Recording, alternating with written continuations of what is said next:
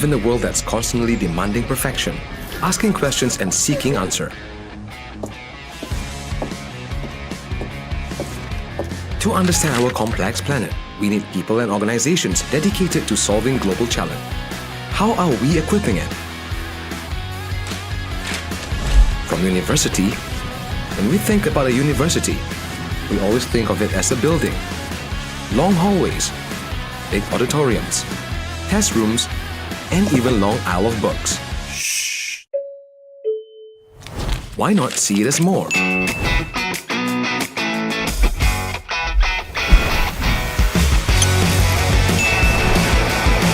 When you get there, you realize that you're not the only one. You learn from each other. You grow together. It's not always about knowing exactly where you're headed.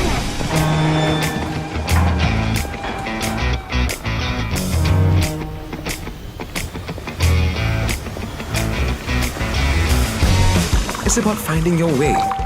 Broaden your innate ability by treasuring like-minded friends and people with varying ideas. Spark brilliant ideas and intellectual conversations that could potentially lead you into something bigger. At University Kuala Lumpur, the next generations of problem solvers are engineers, doctors, economists, chemical technologists, and even marine experts. They are future professionals who create solutions to environmental change and meet global demands. Do you want to be one of them? It's about seeing field with your own eyes and learning from the best. We create future doctors who are improving the life of others. In lab, we create chemical technologists whose inventions are tested, resulting in products that push the boundaries of scientific achievement. Engineering professionals in the aviation industry are born to be the best person in their operations. We develop business experts who are knowledgeable and alert to the changes in the economy. We even produce skilled individuals who are excellent at multimedia and animation to spearhead the nation's entertainment industry. We create marine engineers who specialize in shipping. Even, here are born globally sought-after automotive engineers. Alternative energy specialists are produced with a visionary approach. Count on our medical science technologists to protect your health. Quality control is ensured by the welding engineers we produce. We create railway experts that the countries can benefit from their expertise. What's more, nations can depend on our supply chain engineers for a successful industrial logistics system. It involves us interacting with our environment, giving back to society, and contributing to nationwide causes. This is University Kuala Lumpur, a large community of problem solvers who are dedicated to finding answers to the world's most challenging questions. Of course, it comes with a lot of hard work.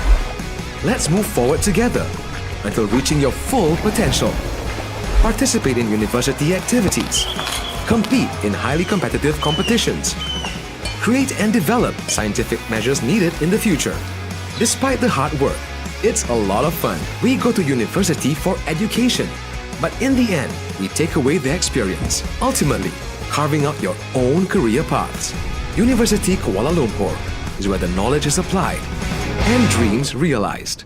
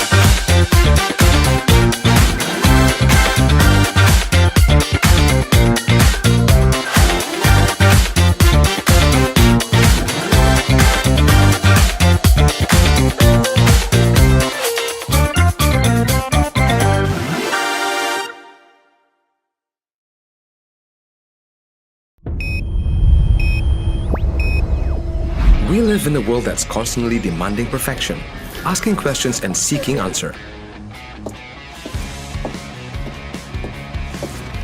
To understand our complex planet, we need people and organizations dedicated to solving global challenge. How are we equipping it? From university, when we think about a university, we always think of it as a building. Long hallways, big auditoriums, test rooms, and even long aisle of books. Shh. Why not see it as more?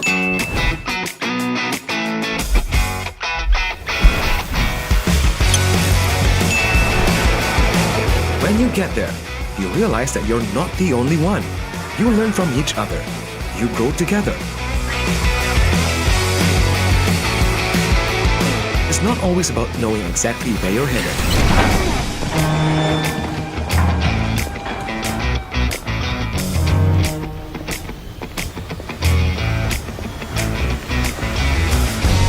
It's about finding your way.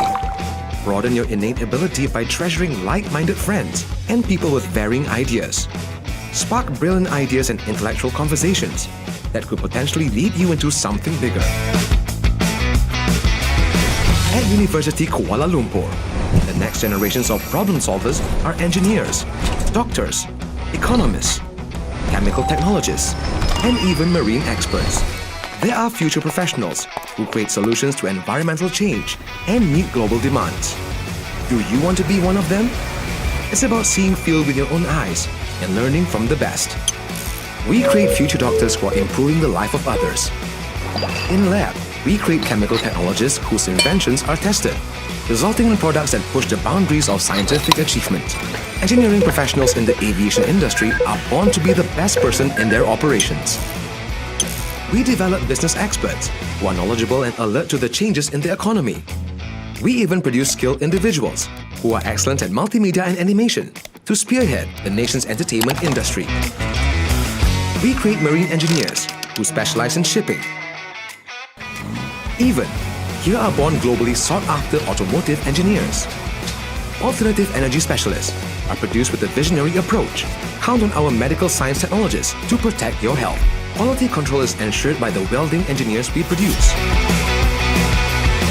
We create railway experts that the countries can benefit from their expertise. What's more, nations can depend on our supply chain engineers for a successful industrial logistics system. It involves us interacting with our environment, giving back to society, and contributing to nationwide causes. This is University Kuala Lumpur, a large community of problem solvers who are dedicated to finding answers to the world's most challenging questions. Of course, it comes with a lot of hard work. Let's move forward together until reaching your full potential. Participate in university activities. Compete in highly competitive competitions. Create and develop scientific measures needed in the future. Despite the hard work, it's a lot of fun. We go to university for education, but in the end, we take away the experience, ultimately carving out your own career paths. University Kuala Lumpur is where the knowledge is applied and dreams realized.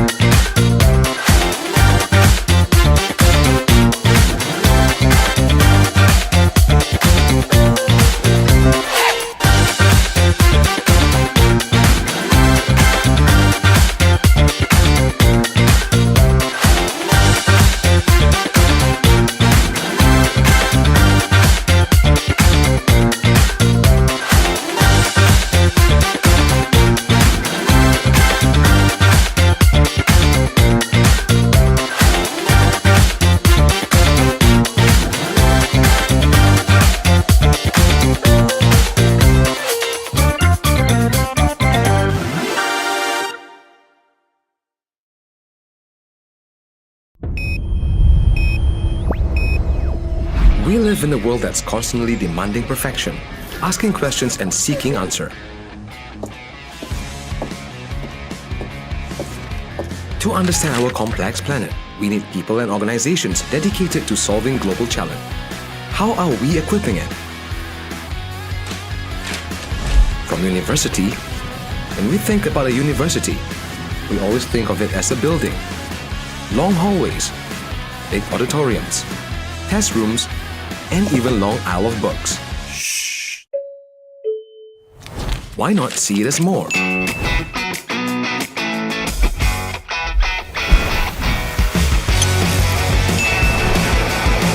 When you get there, you realize that you're not the only one. You learn from each other. You grow together. It's not always about knowing exactly where you're headed.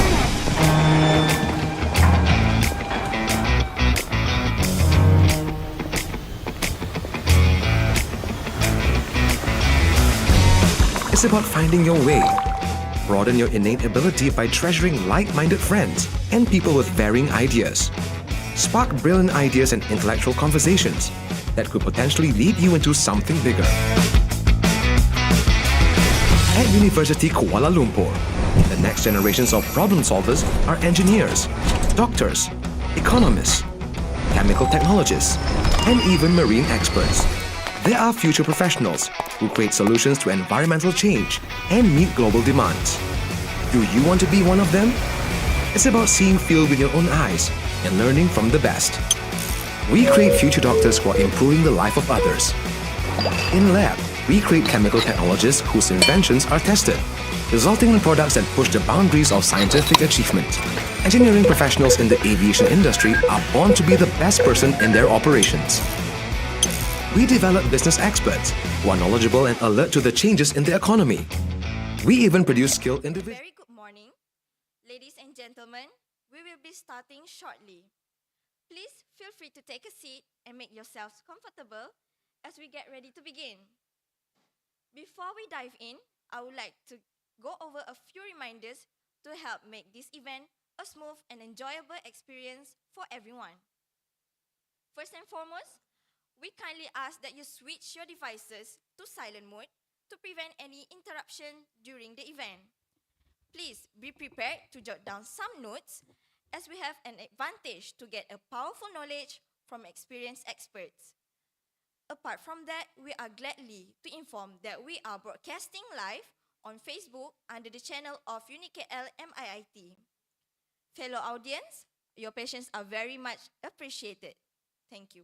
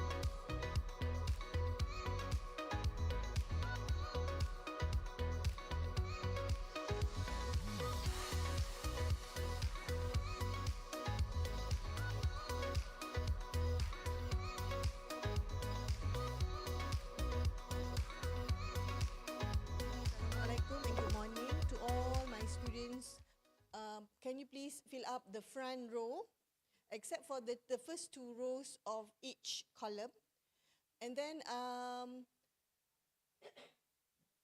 please make sure you register yourself with your particular lecturer and also sign up in front, because those who sign up in front will be will have the opportunity for lucky draw. So make sure you sign up your name in front with the committee, the organizing committee, and also for your class lecturer if you were requested to do so.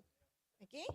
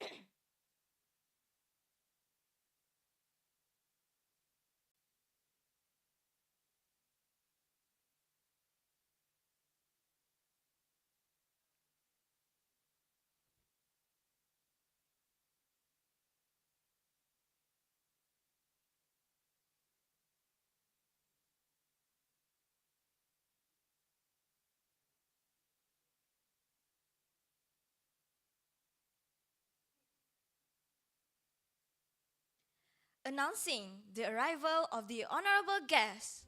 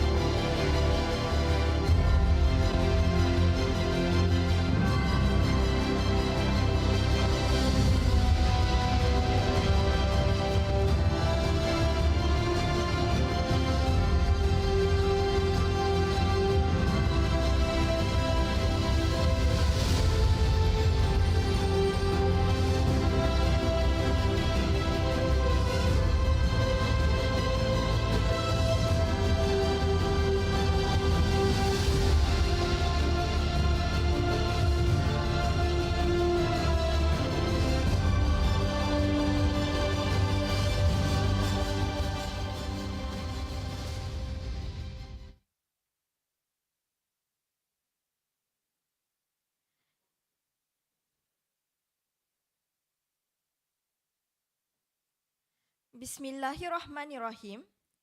Yang berbahagia, Madam Wan Suryani Cik Wan Ahmad, Deputy Dean of Student Development and Campus Lifestyle of Unikl Miit.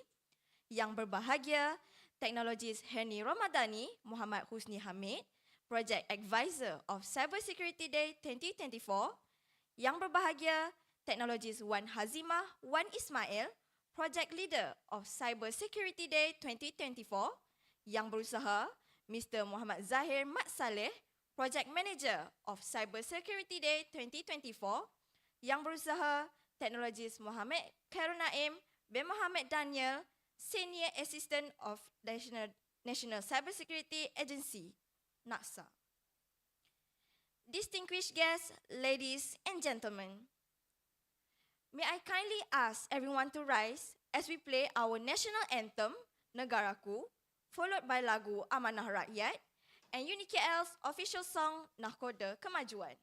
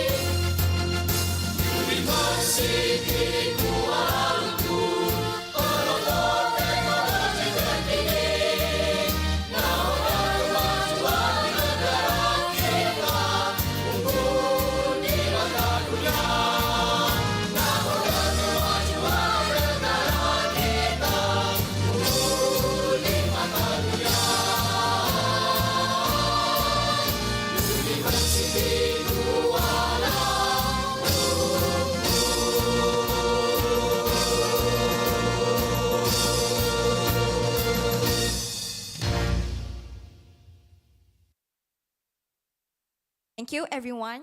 You may now be seated.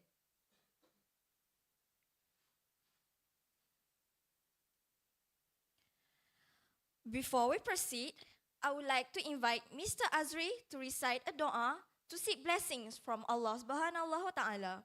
For non-Muslim, please observe a moment of silence. Assalamualaikum. أعوذ بالله من الشيطان الرجيم. بسم الله الرحمن الرحيم.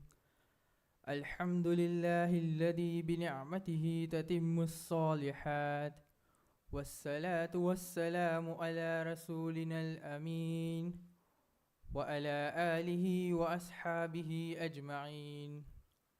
Ya Allah, Ya Kareem, Ya Wadud. O Allah, the most gracious, the most merciful, all praise to Allah, the Almighty. May peace and mercy of Allah be upon His Prophet Muhammad, his family, companions, and followers. We thank you, Allah, for allowing us to be here, attending in the opening ceremony of Unikl Miit Cybersecurity Day 2024. In peaceful and harmony, Ya Allah, in conjunction with this event, we ask for your aid and guidance.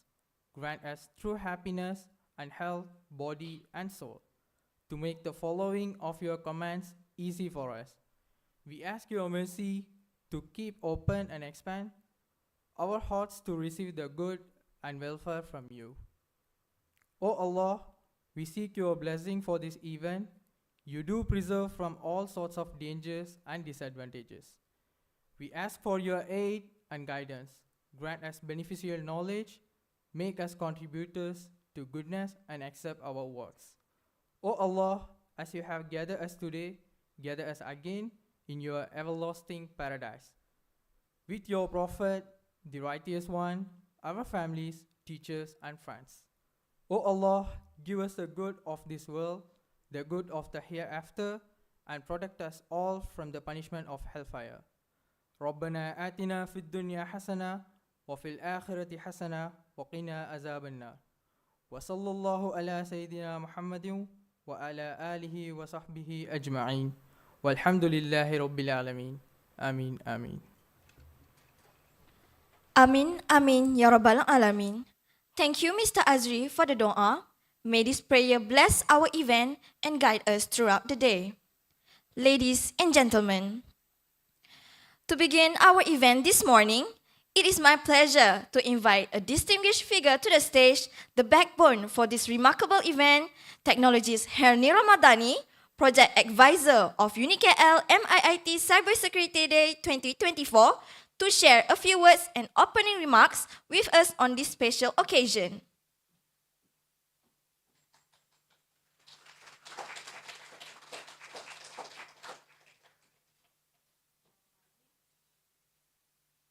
Hello. Okay. Okay. Assalamualaikum and a very good morning, everybody. Yang berbahagia, Miss Wan Suryani, Cik Wan Ahmad, Deputy Dean, Student Development and Campus Lifestyle, Unikl Kuala Lumpur, Unikl MIT, sorry. Yang berbahagia, Teknologis Wan Hazimah Wan Ismail, Project Leader Unikl MIT Cybersecurity Day 2024. Yang berusaha, Muhammad Zahir Mat Saleh, Project Manager, Unikl MIT Cybersecurity Day 2024. Also Exco member of Unikl MIT Alumni Chapter, UMAC. Yang berusaha, Teknologis Muhammad Khairul Naim, Muhammad Daniel, Senior Assistant Director, National Cybersecurity Agency, NACSA.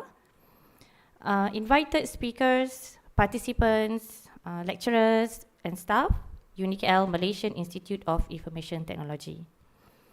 Distinguished guests, ladies and gentlemen, Assalamualaikum warahmatullahi wabarakatuh.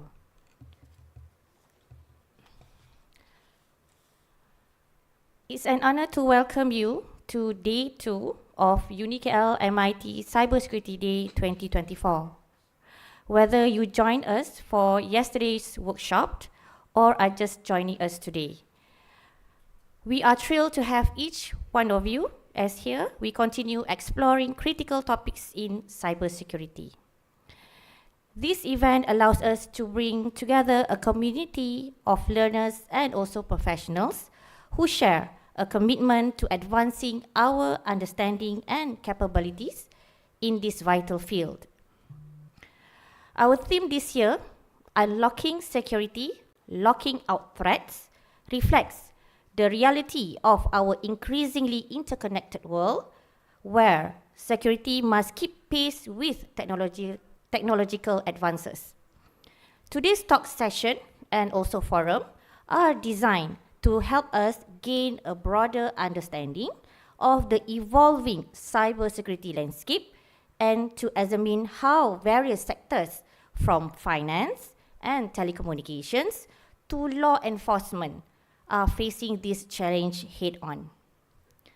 I'd like to extend a warm welcome to our esteemed speakers and panelists, including leaders from NACSA, CSM, Cybersecurity Malaysia, and also Plus Malaysia Berhad, as well as our accomplished Unikl MIT alumni who are now making significant contribution at organizations like PNB, PDRM, Maybank, and also MBI, and also Ostec Malaysia. Okay, so your insight and experiences will be invaluable in inspiring all of us to think critically about the future of cybersecurity and our role in it. For our students, this event is a unique opportunity to gain real-world perspective directly from industry's leaders. Right? Your participation today will help prepare you for the professional world and underscore the importance of cybersecurity in all areas of society. On behalf of Unikl MIT, I'd like to acknowledge and thank the organizing committee, the Cybersecurity and Technological Convergence section, the Unikl MIT Alumni Chapter, UMAC, and also the Computer Systems Security Club, for their hard work in bringing this event to life. Your dedication has created a platform that enables impactful learning and exchange, and for that, we are deeply grateful. Thank you all for being here, and I hope you find today's discussion and interactions enriching and inspiring. All right, So let's have fun. Thank you. Thank you so much, technologist Herini Ramadhani, for those inspiring and insightful words. We are deeply grateful for your vision and leadership in making this event a reality. Your dedication to cybersecurity and to empowering our students here at Unikl is truly invaluable. Thanks again, technologist Herini Ramadhani, for your leadership and for starting us off on such a positive note. Dear beloved guests, to formally begin our program, it is my great honor to introduce and welcome Madam Wan Suryani Cik Wan Ahmad, Deputy Dean of Student Development and Campus Lifestyle of Unikl MIIT, to the stage for the officiating address.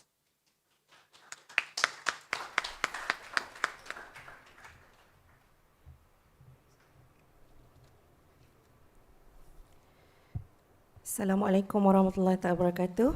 Good morning everyone. So, Bismillahirrahmanirrahim. Yang berbahagia TS Technologist Herini Ramadhani Muhammad Yusni, our project advisor Unikl MIIT Cybersecurity Day 2024. Yang berbahagia Technologist Wan Hazimah Wan Ismail, the project leader for our Unikl MIIT Cybersecurity Day 2024.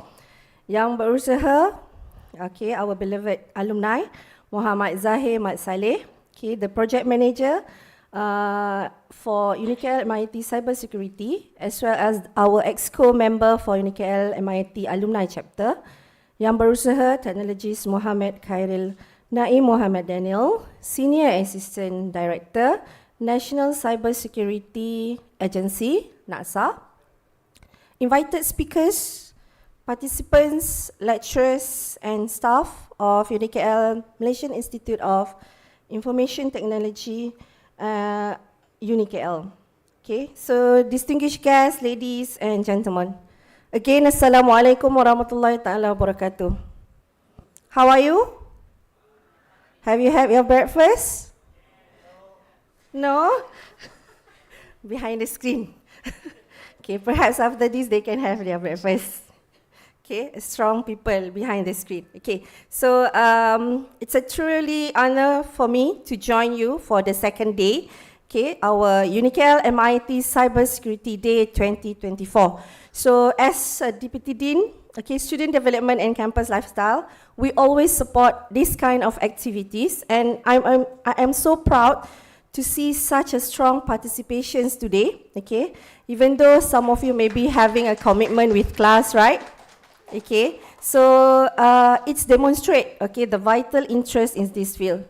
So our team, Unlocking Security, Looking Out Threats, highlight both the opportunities and challenge that cybersecurity present. Okay, so as our reliance on digital system grows, the demand for strong adaptability security practice is more pressing than ever. So you are our hope.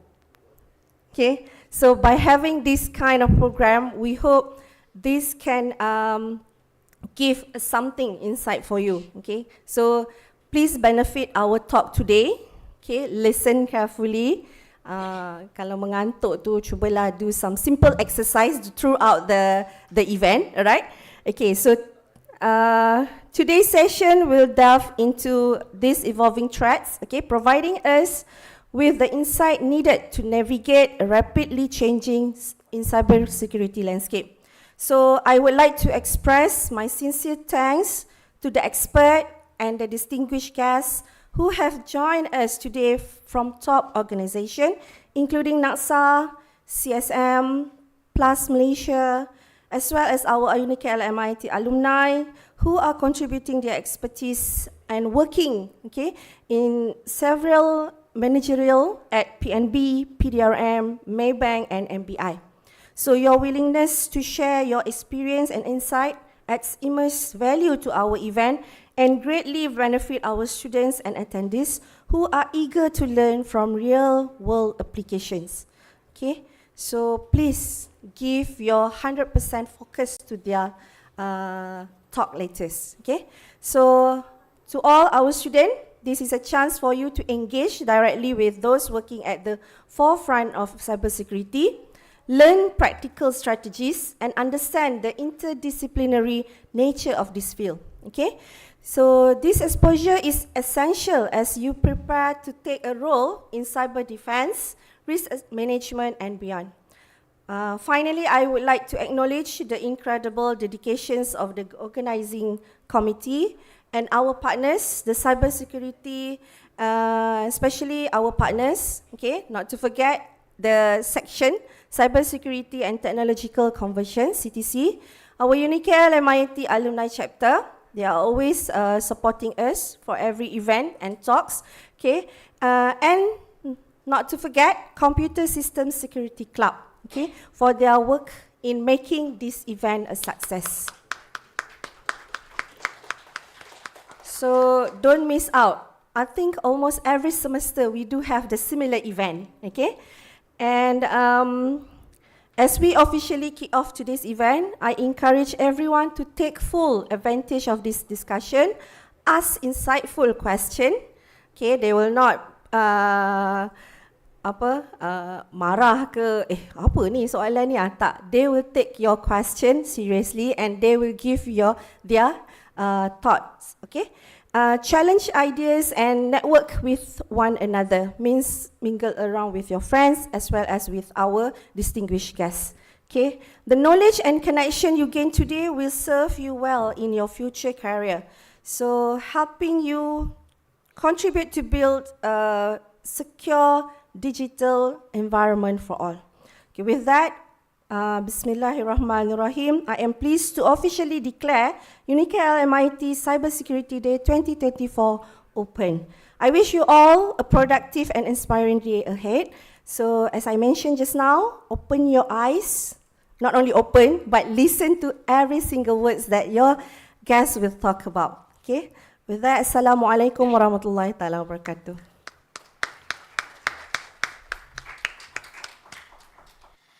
Thank you, Madam Wan Suryani, for those encouraging words and for officially opening today's event. Your dedication to fostering a supportive environment for students and your leadership continue to set a high standard for all of us. We are deeply grateful for your presence and your support in making today's event a success.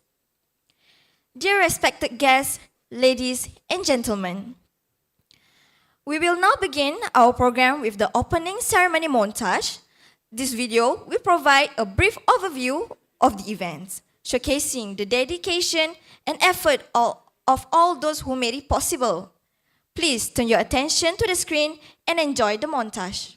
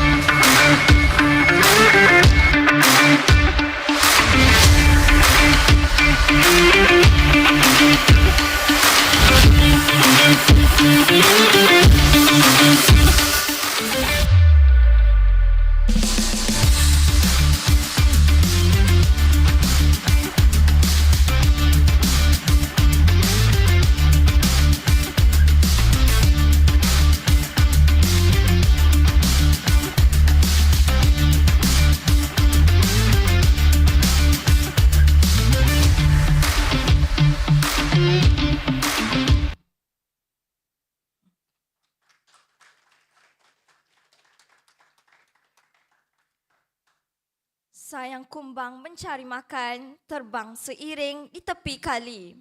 Selamat datang kami ucapkan, moga diiring restu ilahi. Assalamualaikum warahmatullahi wabarakatuh and a very good morning to everyone.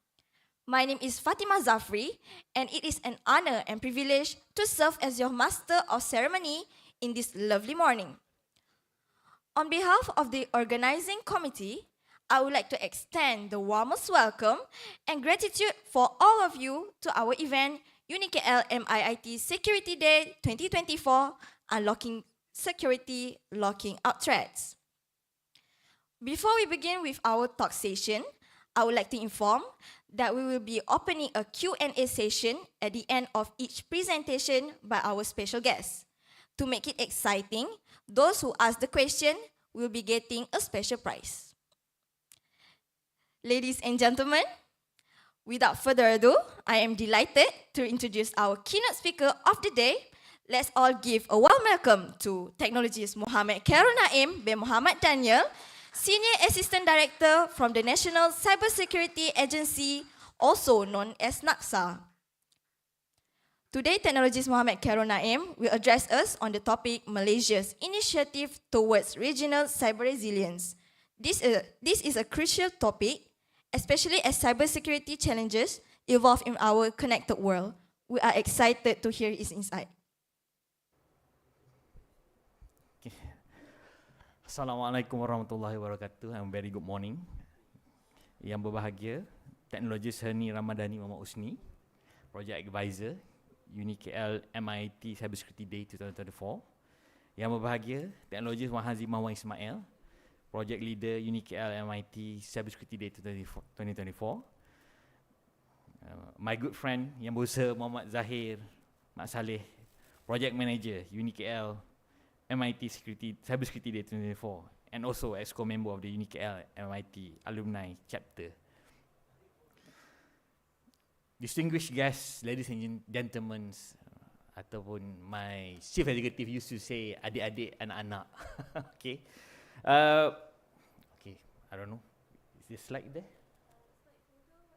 Oh, okay. No worries.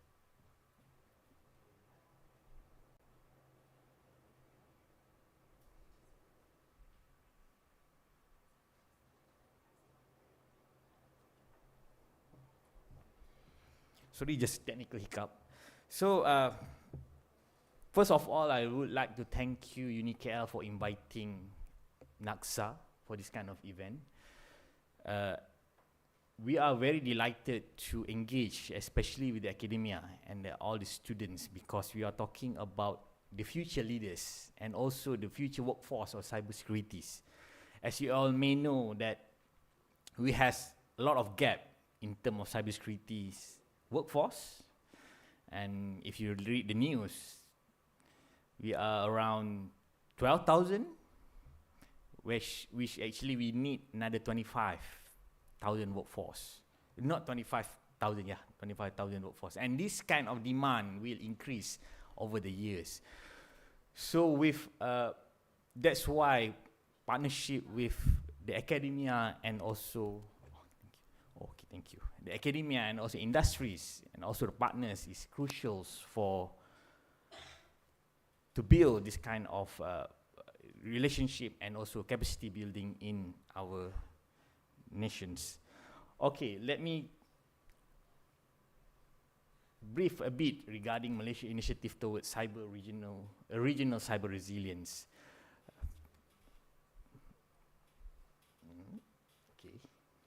Okay. As you all may know, I think within in the government itself, from the ministers to the government agencies, even to the industries, we are heading toward. We are moving toward digitally driven and high-income nations, where the digital economy will be the catalyst for our nation by utilizing the new and the latest technology.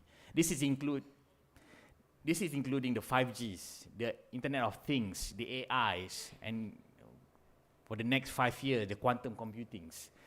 And at the same time, this is predicted that around 25.5% from these digital economies will contribute to the national GDP by 2025. There's a lot.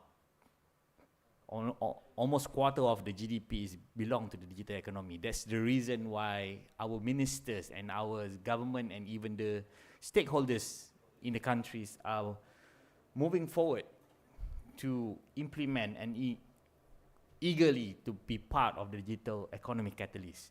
At the same time, we also try to be the leaders in the ASEAN region when it comes to digital economies. Okay.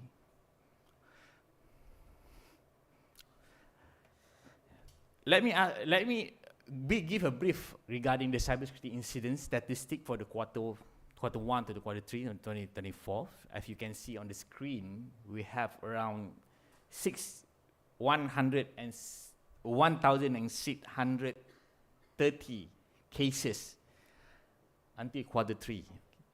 So while this case is, you can see that not that high compared to the rest. Okay, no worry. Okay. But compared to the last years and during the pandemics, the case is slightly higher than this year around. But it doesn't mean that we are safer around with this kind of numbers, because when it comes to statistics, it doesn't tell the whole story.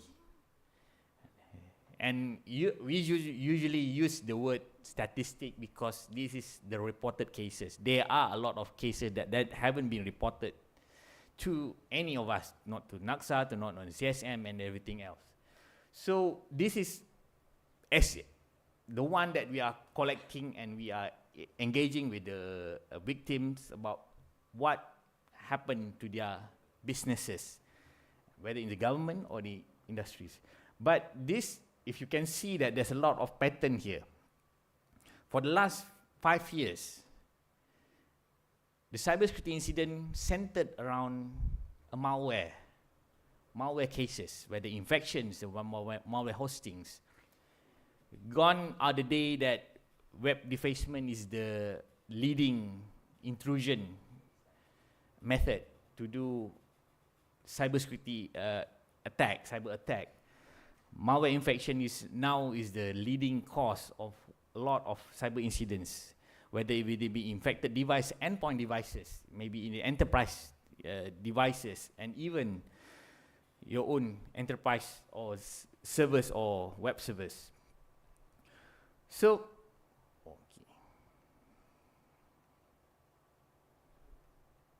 okay. At least for 2024, we see that there are 3 big patterns when it comes to trend of the cyber attack. As we can, if you can see that in the early of the years, 2024, there's a lot of attack, and there's also cases we've been threatened by the one threat actor called the Rootkit ISC's team, which utilizing the InfoSealer malware. The InfoSealer malware usually happen because of the end user devices have been infected and all the credentials have been leaked out. That's how a lot of our social medias or our emails password have been leaked, not through the hacking, not through the password dumping, but it's through malwares. So the rising prevalence of the InfoSealer malware is fostering hacktivist group. Means that the barrier has been lowered to do all this kind of cybercrime. At the same time, we are noticing there's a lot of ransomware cases targeting the high-value organizations, the reason they are targeting a big organization is to have a high chances for the extortion payment. If a big company that listed in Bursa, for example, will have more reason to pay the ransom rather than doing all this prevention action. So we see that a lot of threat actors, especially the lockbit groups, targeting a lot of government, not a lot of industries for these years. And the last one is, while we are calling this the search engine optimization poisoning, is more like a name of the campaign. It's not the vulnerabilities. So we are talking about all these actors exploiting a lot of vulnerabilities in the servers, in their own environment, to promote their own services like online gambling, casino and everything, or even some explicit site. This is where the end goal of the actors is to make sure that whoever Google their name, their services, you will index on the first page of the Google at least. That's the reason we see there's a lot of cases of search engine optimization poisoning, to make sure that their service is, their branding is always on the top 20 page of Google search, or even Bing. From there, actually we look into the past 10 to 20 years of how we have been dealing with the cyber threat and even the protection on the critical infrastructures.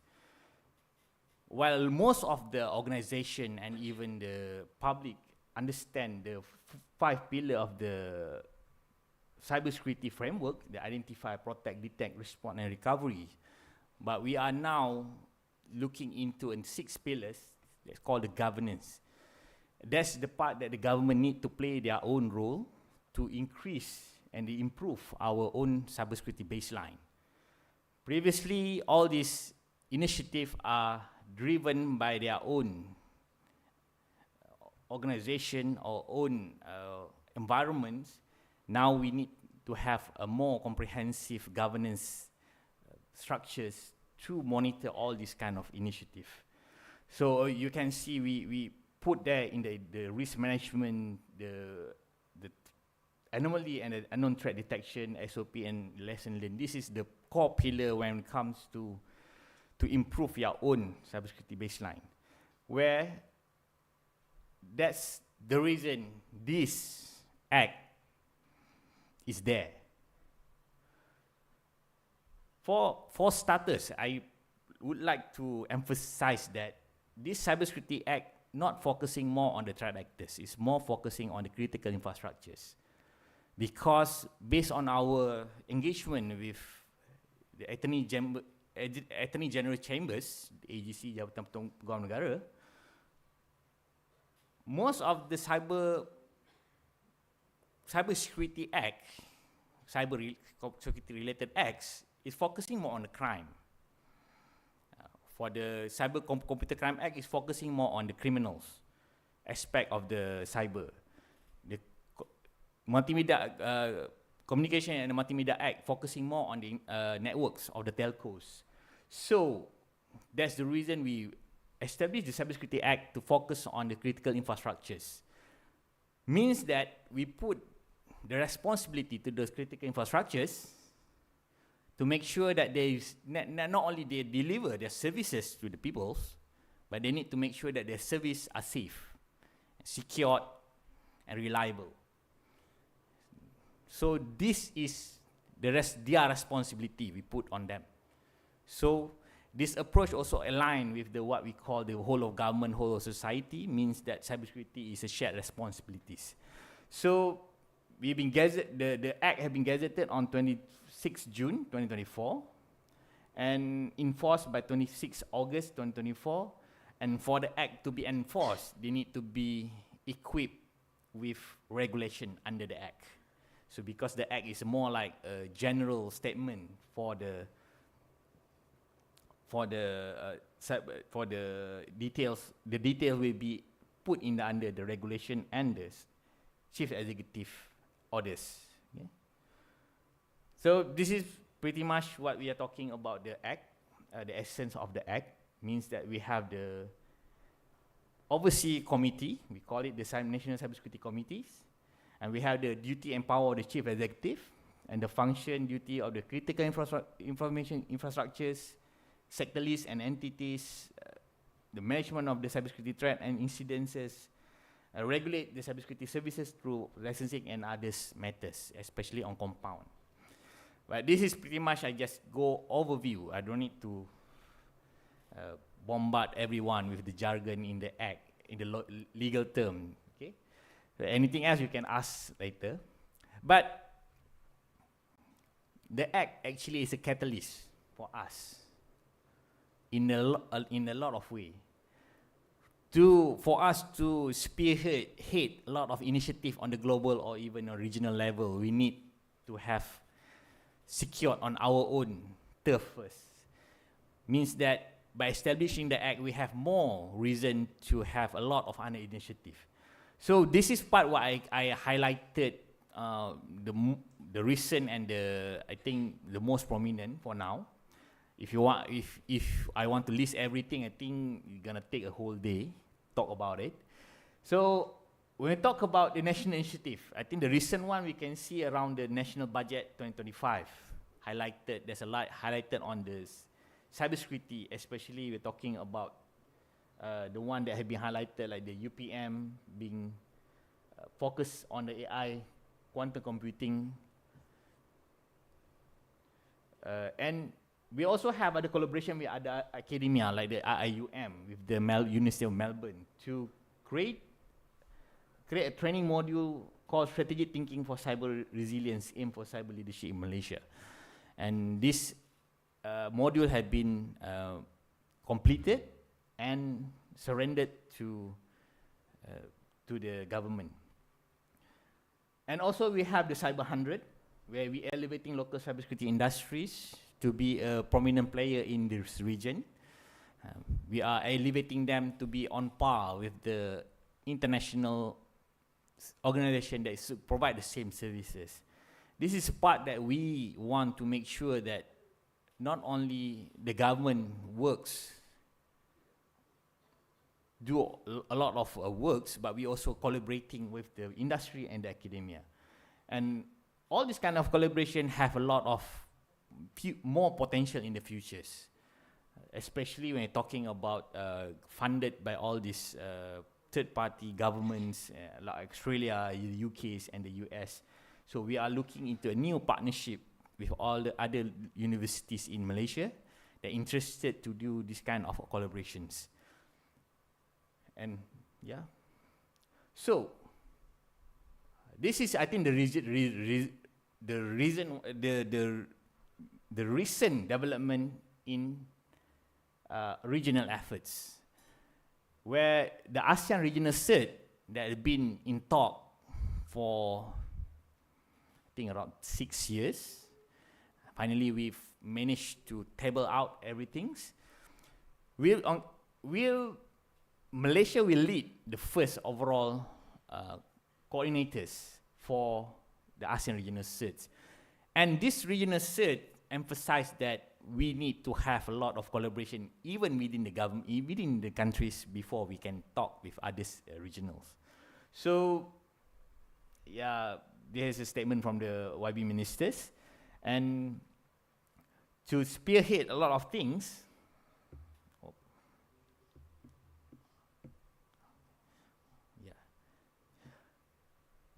This is what I can share about what Malaysian had led in the regional initiative. While we do not have a lot of strong voices in the international level, but we have a lot of our voice is loud enough for others to consider a lot of initiative that we should follow. And just at the same time, as a sovereign nation, Malaysia has come to recognize cybersecurity as an essential component of our national securities. This understanding has driven us to implement strategic initiatives that not only fortify our country, but build trust and resilience across every sectors.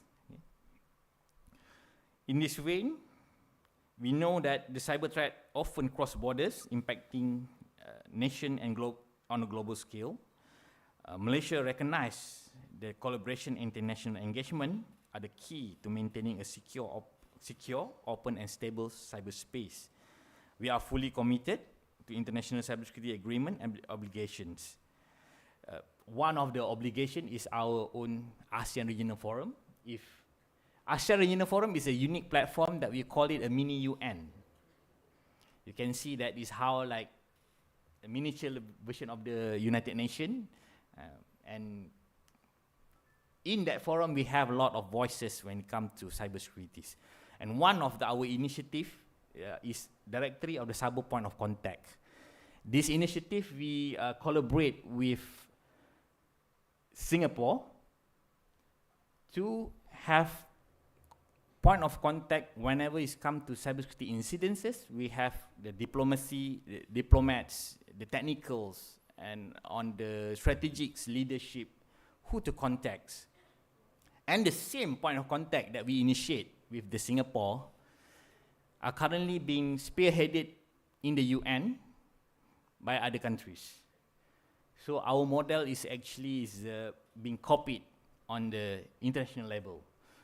At the same time, ASEAN Regional Action Plan for the 11 norm of the responsible state behavior in cyberspace, ASEAN is still the first and the only region in the world adopting this 11 norm of responsible state behavior in cyberspace adopted by the UN. While it's not a non-binding, as it's not something that is a voluntary, but we, within the ASEAN region, agree to adopt this implementation of the 11 norm, and Malaysia and Australia are spearheading the regional action plan. But this pretty much we can say is a checklist also. Okay? And at the same time, our friend in the MINDEF spearheading the ASEAN Cyber Defense Network, ACDN. Currently, Malaysia is the head of the ACDN chairmanship.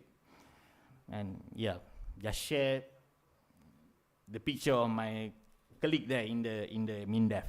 So all this kind of initiative that I highlight, this is just a few of them. So we have a lot under ASEAN itself, we have a lot, and even in the UN itself, we are quite an active participant in the open-ended working group talking about the use of ICT devices on the cyberspace. So we are the reasoning voices, if you can say, even in the international level. While we don't have much power to determine on to steer a lot of direction or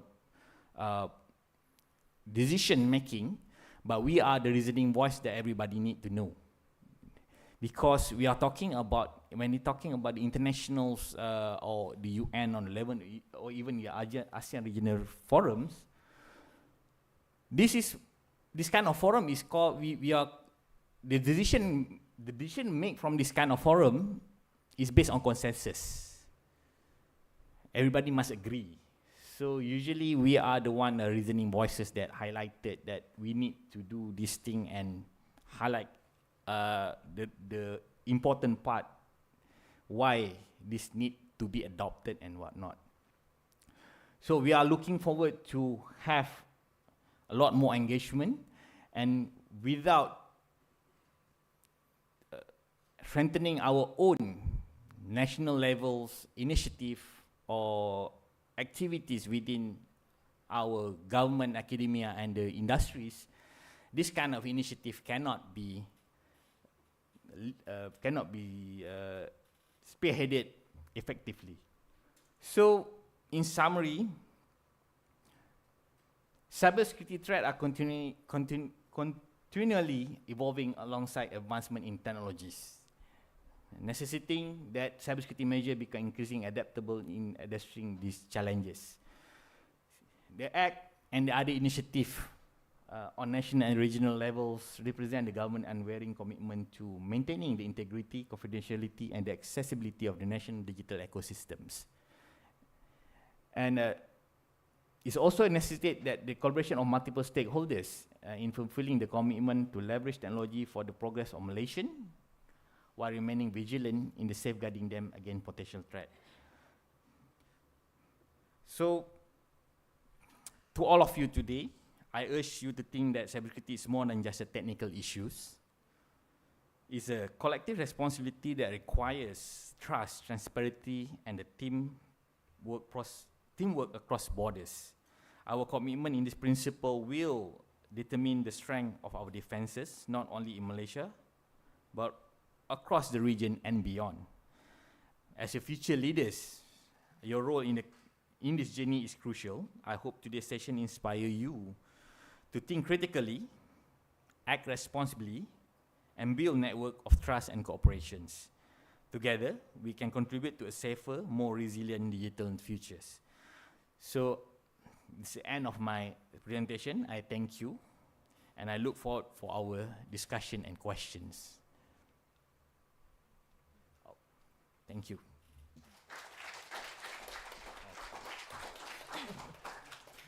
Dear fellow audiences, I am now opening the Q&A session with Technologist Muhammad Khairul Naim. You may raise your hand if you have any question in mind.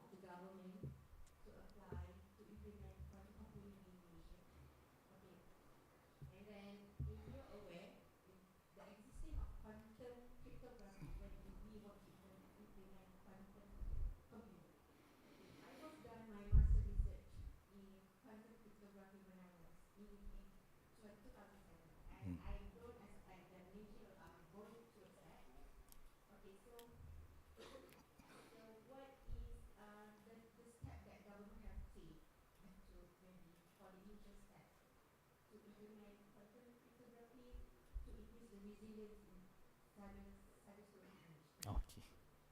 Thank you. So it's a two question. One is the quantum computing. Is another one is a post-quantum cryptographies, right? Okay. As for the quantum computing, I think the government is well aware that this is the next big thing after the AIs.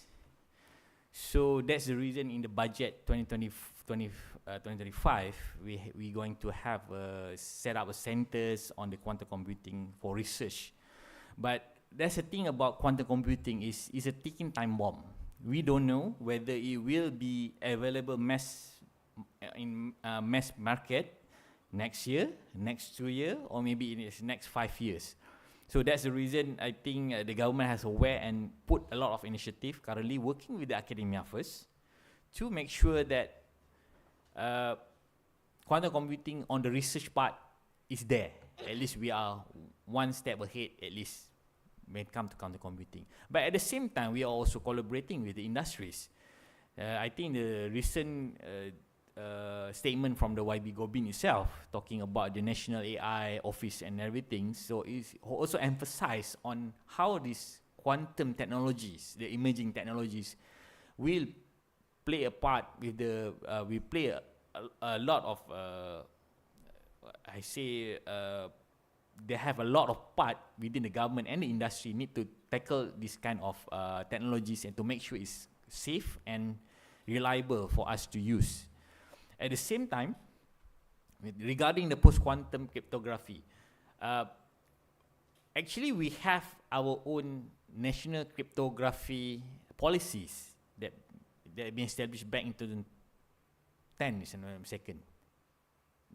So we have a collaboration within MKN with the CSM, and CSM have their own lab to verify all this quantum, this cryptographic key and everything. So currently we are working with them to make sure that to adopt, for the nation to adopt the new post-quantum cryptography in their own systems.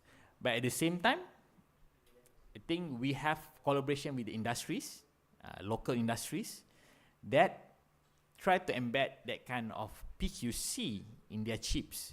So whenever if after that prototype have been tested and everything and certified under national cryptography policies, the enrollment for us to change that kind of chips and the cryptographic key should be much more smoother rather than we are depending on the externals or the internationals standard and everything. So we have that kind of, currently that kind of movement, or we talking about the initiative has already been done, but we are talking about how to have clear directions for all the industry to come in and everything. Because this thing is not limited, when talking about the post-quantum cryptography, is not limited only to academia now. is already expand to the businesses. So by 2030, we target everybody will be the post-quantum, using the post-quantum cryptography and be ready for the quantum computing. So it's quite a big challenge and a big subject. We are talking about quantum computing, something that we cannot visualize. Okay. So, but don't worry, the PQC, we are working with a lot of partners on this part. I think even YB Minister pun really interested to make sure that we are safe before the quantum computer come in. That's the reason you can see in the budget they are focusing on this this initiative for next year's. Okay. All right. Thank you very much, Technologist Mohamed Khairul Naim, for sharing your expertise on regional cyber resilience and Malaysia's role in strengthening it. Your insights are invaluable, and we appreciate your contributions toward advancing cybersecurity awareness and preparedness. Dear audience, we are honored to have an exceptional speaker with us here, someone who brings a wealth of experience and deep expertise in the field of cybersecurity. Let us give a warm welcome to Technologist Johari Jalaluddin, Head of Cybersecurity at Plus Malaysia Berhad.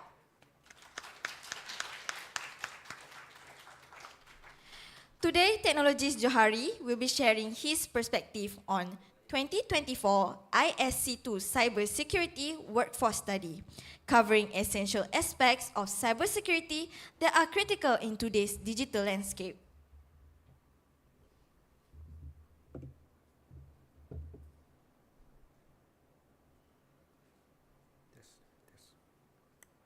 Okay ni?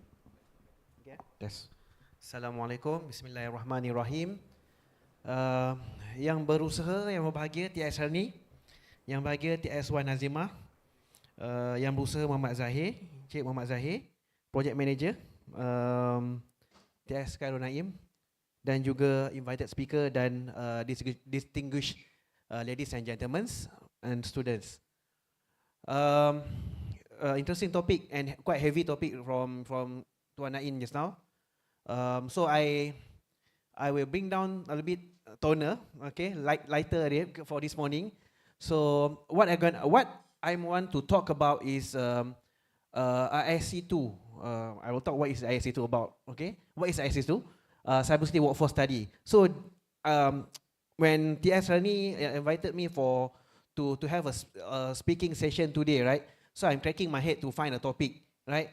With idea I want to reuse the old slide talking about AI, talking about the threats, talking about all this. I think if you already has attended a couple of seminar or forum, it will be a repetitive things, right? So suddenly I dapat this new report just came out hot from the oven on the workforce survey. So of the security professionals, of what they are thinking and planning for the year coming forward, right? So everyone still awake, huh? Okay, right? When I say hi, can say hello? Tak dengar hello. Hi. Hi. Hello. Okay, good. Alright, still awake. Okay, so the title of the study is ISC2 Cybersecurity Workforce Study, Global Cybersecurity Workforce Prepares for an AI-Driven World. Okay? Macam mana sini?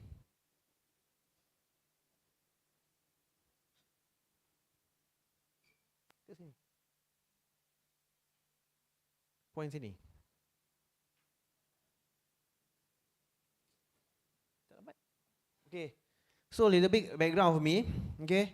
So tengok je lah So I'm head of cybersecurity for Malaysia. So what I'm trying to highlight here, I'm also part of the ISC2 Malaysia Chapter Board of Directors, right? So that's why I'm standing on this stage. I'm helping the chapter and the community to explain more about the ISC2, right? Okay. What is ISC2? ISC2, okay? Pardon me, sometimes I will interchangeably use ISC square, because originally last time when the organization established, they call themselves as ISC2 square, okay? Because the long name is International Information System Security Certification Consortium, right? So, but last year they have changed it. They changed the logo. In fact, they also changed the logo into ISC2, because part of their survey, more than half of their population, I mean the community, instead of call ISC square, they will call it ISC2. So that's why they change it as now officially as ISC2. Okay, so it's a non-profit organization, right? Focused on training of cybersecurity professional. So all the courses delivered or came out from this certification are vendor neutral. So that's one key point everyone need to understand. You know, I can spell out few names, right? You know, like Microsoft, Azure, Amazon, Google, and whatnot, right? So it's a product centric, right? So every time there are new module, new version came out, you need to re-certify, right? So for this kind of certification, there are product vendors. Okay, the module focusedly more to as a general, as knowledge as a general, and also to make sure that it's not biased into certain products, but it's factor in all the product weaknesses and also advantages, right? So the most famous certification for this ISC2, I think if you learn cybersecurity, most of them are cybersecurity, right? So it's CI, most of the here cybersecurity kan, so you will somehow came across with CISP or CISP, right? Certified Information System Security Professional. So that's one of the, I think the first one, even the first certification came out from this ISC2, right? So to maintain this certification, like I mentioned, if a product centric, you need to go for another exam, right? If let's say the module or the product has gone through a new version, for example, Windows Server 2010 tak ada 2012, then suddenly you have 2016, right? So you need to recertify, need to go for another exam in order for you to make sure you keep yourself updated and also relevant in the industry. But however, for all ISC2 certification, we just need to maintain the, okay, first you need to pay, obviously you need to pay yearly maintenance. Okay, AMF is annual maintenance fees, and to maintain the CPE hours, right? For student, if you haven't heard about CPE or CPD, right? Continuous professional education or continuous professional development, right? So how to maintain this? Macam ni lah, today I'm sitting in front of you guys. So you're giving back to the community. You know, you have a talk, you have what do you call it, seminar. You organize, or you can even been invited as a speaker lah, right? You attended training, go for new certification, attend certain projects that relevant to that particular certifications, right? So you can maintain it, and you can what do you call it? So you need to update it, declare it, and then you can maintain it as long as you still active and relevant in the industry. So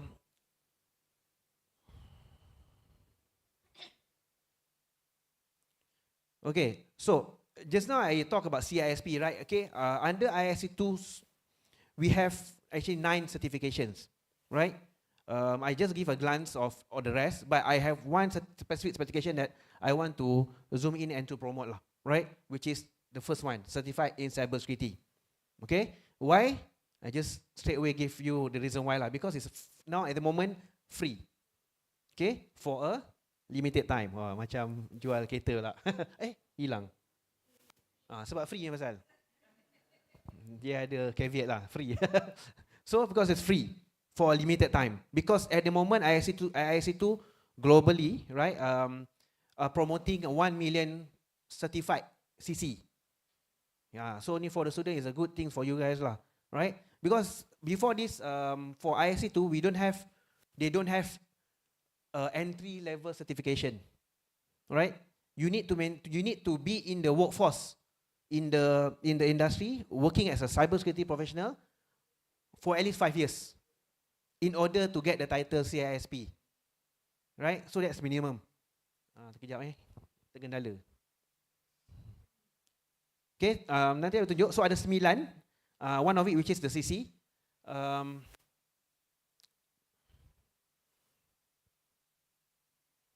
Sebab saya pun tak ingat nama dia. Free tu satu je. And then itu je yang I think at the moment for students yang qualified lah. Because yang lain you kena work 5 years minimum in that field. Okay? Macam tadi saya cakap CISP kan? CISP, you need to require work experience 5+ years. Actually you can go. Now also you can go for the exam. Ini CISP ya. You can go for the exam. But if you pass lah. Kenapa saya cakap if you pass? Because it's very very difficult to pass. Okay? Because you need experience. You need experience together with the theory lah in order to pass. Even the exam is not linear. Linear means question 1, question.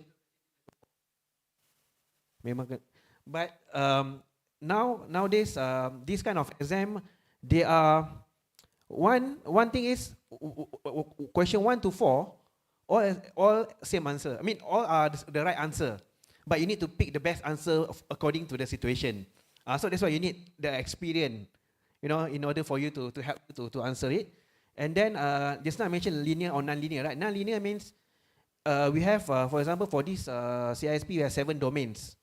You know, infrastructure, governance, risk, and whatnot, lah, right? So, for example, you need to pass each of the domain. You cannot, you have 6 domain, you pass 1 domain, you fail, you can still fail. So that's why it's a bit difficult, but not impossible to pass. It's difficult, challenging, not impossible. But okay, I hold for CC first. Let's go to SSCP lah, okay? Certified Security Professional. So this is another one 1 year lah, tapi tak famous sangat lah. Accurate work experience 1 year, right? It's still considered entry level, right? So this is the general track, right? Another 6 lah, 3 entry will be a specialized track.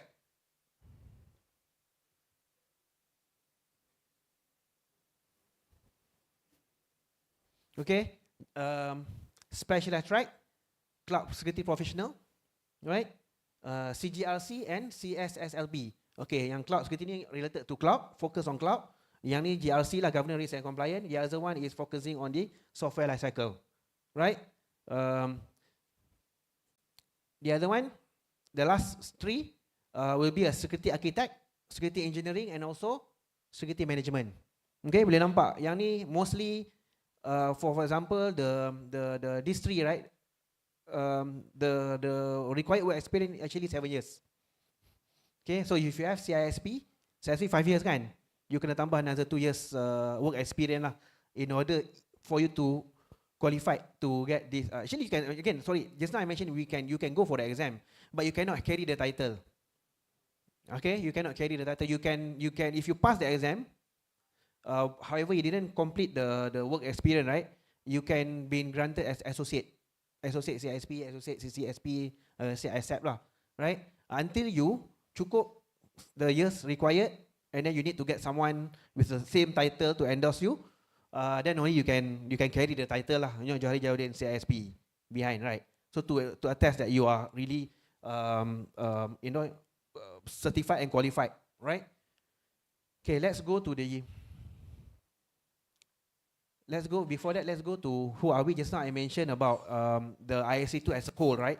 We also have a Malaysia chapter. So each of the countries, and even like those like macam US kan, they are quite big, right? They have their own local, regional or district chapter lah. You know, New Jersey lah, New York lah, that kind of thing lah. So they have on their own. For Malaysia, we have only one lah, Malaysia chapter, right? So again, I cakap banyak-banyak ni, non-profit, I didn't get anything from it, okay? It's just that a community, professional of cybersecurity community, so we can leverage our knowledge, share our knowledge together. So we have a lot of activities which is I can share in the next slide. So the type of membership that we have here now is a professional, associate, and student. So student also can join us, right? And then you can join all the activities, right? Associate meaning if you didn't get any of the certification, you didn't pass, you didn't get the title lah, you know, CIP, CC and whatnot. So you can join as a associate members. So anyone can join. But professional, like me, like myself lah, I have the credential and I join as a professional members. The difference, only one thing, you cannot vote, you cannot become a members, a board members, and you don't have the entitlement to vote for, you know, for someone else lah, for the AGM, right? So that's the difference. You know, activity, event and whatnot, most of them are free, but certain activities need to pay lah for associate and student. But student usually we give free lah. Usually associate need to pay. Tak banyak lah, RM20, RM30 just to cover their food cost lah usually, right? Venue usually sponsored, and then the other thing usually we have the pool money to you know, to run the organization, right? Okay, so this is the existing member. So I'm the academia relation lah. So memang kena in time I'm talking to universities lah. So a lot of activities, engagement, I spoke and talked to other university as well, right? So this is the existing this year members lah. All these people memang work in cybersecurity lah, right? Okay, so this is an example of this year currently activities, and you can see one here. A few of our members attended the FYP kan? FYP to become one of the few panels lah for the FYP. So we have all the event. Even soon we're gonna have end year end dinner and whatnot lah. Just to show some activities lah. Okay, let's straight away go to CC certification yang ni yang paling penting because it's free kan. So CC stands for Certified in Cybersecurity. So kalau you pass the exam, right, you need to pay. Okay, one caveat is you need to pay the AMF. Just now I mentioned, right, annual maintenance fees, which is $50 dalam berapa 200 yearly lah, right? To get the credential. Kalau normal other certification, you need to pass, macam cakap, you need to pass, you need to cukup the working years, and then you need to get someone else to you know, the same credential, professional to attest that you are in the field, you are serving the community in this area lah, right? So for CC, you just need to pass the exam, pay the AMF, straight away you can get the title, the CC title. So you can carry the CC title, right? So it's ideal for you guys because you are in cybersecurity, right? And going to starting your career in cybersecurity, right? In fact, we also have a lot of in Malaysia. I'm talking about Malaysia who joined our association, which the one who changed career, right? Change career, meaning you know, they are from different areas. Suddenly they decided to do cybersecurity, right? Or some of them who are on career break, right? So we have that. So that's mean this exam is not that difficult. It's a basic. Just now I mentioned about non-linear or whatever, just put aside. This one is objective ABCD. Which one is the correct answer lah? Not the best answer. Okay? As long as you know IT, you know ransomware, you know DDoS, you know all the term, I think you are good to go. Right? Because saya cakap lah, ada yang accountant dah buat kerja 7 years. Because we have this session, similar session, to promote the certification. So accountant, 7 years do accountant, suddenly cakap, okay lah, I fed up with accounting, so I prefer do cybersecurity because it is the new thing and I like technology and whatnot. He passed at one try, right? So the patient, you must have the patient lah, the patient and the patient, both, right? In order to pass the exam lah, because you know lah, you need to study also lah, right? The college student and apa tadi tu? Macam you guys are student or recent graduate lah, right? So it's entry level certification. This is last year. So that's why we are promoting 1 million certification. Bila dah cukup 1 million, they will stop, right? Currently, as of April, the report that they have sent out, only around 450,000 have passed. So we still have some slot lah, right? So rugi lah, wasted lah, if you ask me. So that's why we are promoting, you know, to get people to go through this training. So free training and exam. So meaning, once you register, so which is this link lah. you can go to this. Okay, yang ni the benefit of whatever, so I just ni lah sebab ada setengah tu ini standard answer lah, standard template lah, right? Higher salary apa semua tu, so I don't want to touch on this lah. Nanti I cakap higher salary confirm cakap, you know, Joe cari cakap confirm higher salary. Tu that's how best, how you know effect, no, how your negotiation skill lah, you know, during the interview lah. Okay, so this is the you can scan here. Nanti I can share the slide, right? Tapi if you want now, you can share now. This is a link tree lah, so we have all the details here, so you can later browse through. So because I'm also promoting, like if you want to join us as a member, as a student member, you can register. Over there also there's a link for the CC certification lah. So you just need to register through the IC2 website, and then create username password. Straight away you can go for the exam. Register for the exam lah. All the training materials available there, including video lah. So videos, all the PDF materials are there for you to self study lah, right? So I stop here first before I go into the report that I'm going to share, right? The result of the report lah, the workforce study report. No questions yet, huh? Okay. So the workforce study report, objective and purpose, actually this is a yearly activity, so they conduct in-depth research on certain area lah. So in this case, they are looking at for the understand the barrier facing the profession, and also to uncover the solution for individual organization and success lah. So basically they are talking about in this year survey, they're talking about the AI lah, AI and to test or to check the current professional, where are they, are they happy with their job, with the salary and whatnot. So there are a lot of other result driven from this survey, but I don't go into details. I just pick and choose those relevant for the students lah, right? Sorry. Ayo. Kejap. I dah pergi jauh ni. Atas reverse kan? Reverse. Lagi.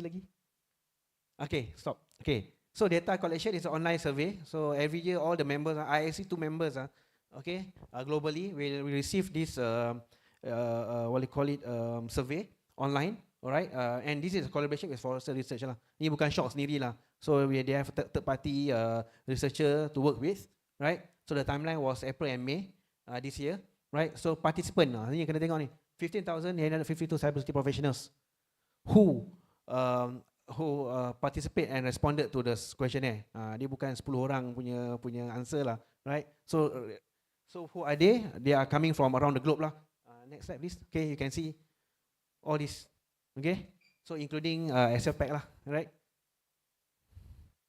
Okay, next slide. Okay, tadi. Okay, so one of the interesting findings that I would like to share with everyone here. Oh, 5 minutes cepat Ni dah bagi laju Okay, cloud computing. Okay, deep dive on the needed skill. So for 2024, 2025, ni 24 kan, result for 25, all the professionals ni bukan yang bekerja je kah, hiring managers kan, macam in this case I am the professional, I am also one of the hiring managers, and also non-hiring managers. So there are two terms here, later I will share another report. So what is hiring manager, what non-hiring manager? Hiring manager here for this report, they are talking about those actually now looking for staff lah, right? Looking for cybersecurity professional staff to fill their gaps lah, their vacancy. Non-hiring managers meaning they are also cybersecurity professionals, but they are not looking at the moment, but they are predicting what they want in future. So that's these two terms you need to understand. Okay, so for this case, hiring and non-hiring managers, okay, they think cloud security or cloud computing is something that they foresee new skill that required to be backfilled in 2025, right? So you can see lah, area number 1, cloud platform infrastructure security, cloud data security, cloud architecture and design. So anything to do with cloud and also security, right? Second, So actually that's from the previous slide, hiring managers, right? You can see, you can look here, hiring managers looking at these three: cloud computing, security engineering, and risk area. Okay? Whereas for non-hiring managers, so this is the result lah. AI was the second most desired technical skill among non-hiring managers.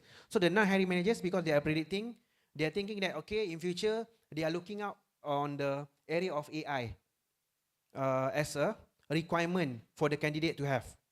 So you need to make sure why I'm sharing this, you need to make sure you guys are equipped with this kind of certification, courses, training, whatever, to make sure you are ready for the market.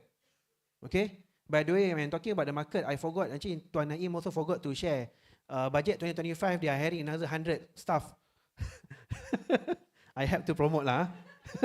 They are, based on the budget, we have 100 staff, new staff under NAXA. So interesting lah to join them. Okay, I pun mungkin akan apply. Right. So that's about the skill set. Right. Now talking about certification lah. Kenapa tadi I'm talking about the certification? Why you need the certification? Because 90% of the respondent, yang dah memang ada got a cybersecurity certification, right? Before their job, before they join the job field, they found it valuable for their career. So meaning they already, they confirm lah, they attest that by having certification before you go to the workforce, you it's a given, you have an advantage to get the job, right? And then system of respondents completely agree lah that cybersecurity are the best way to prove knowledge and understanding of the concept. Okay. Next one. Now talking about skill again, technical and non-technical skill. You are looking now as a hiring manager. So now I'm as a hiring manager. What are the things that I'm looking at? Technical and non-technical. So you can see, hijau tu technical, non-technical hijau, biru technical. So hijau. What are the traits that I'm a hiring manager, I will look at? You must have a strong problem-solving abilities, teamwork and collaboration, curiosity and eagerness to learn, strong communication skill, right? How about technical? Just now I mentioned about cloud security, right? Cloud security, risk assessment and analysis, governance, risk and compliance, and also AI. So these are the key highlights that you guys need to take note lah, right? And the next one, non-hiring managers, okay? Non-hiring managers, same thing, strong communication skill, strong com skill, cloud computing, strong problem skill, AI. But AI among the top because it's now based on the result just now. Teamwork and collaboration, curiosity. So these are the traits, soft skill, non-soft skill that you need to have, okay, in order for you to land a job lah in NASA. Tak, bukan. In CSM boleh tak? Cik Azrul marah kan. CSM tak kata pun. CSM dapat bajet banyak kan? Okay. So last slide. What are the following Gen AI capability you use today within your role? So a bit of Gen AI because we're talking about AI, right? Actually, there are a lot other pieces of information in the report. You can just Google the entire title. You can just get the report. So I just interested with this finding. Okay. The answer, because this is coming from the cybersecurity professionals, they are using Gen AI as part of their day-to-day job, to ease them, right? So as part of the report, they also mentioned about the concern lah about AI, the pro and con and whatnot, but I didn't touch that. Here, just purely on the leverage of AI, Gen AI that they are using for their day-to-day job. So you can see the top is the argument common operation and task. So meaning they're using it to help them with day-to-day job, right? And speed up report writing and incident report, right?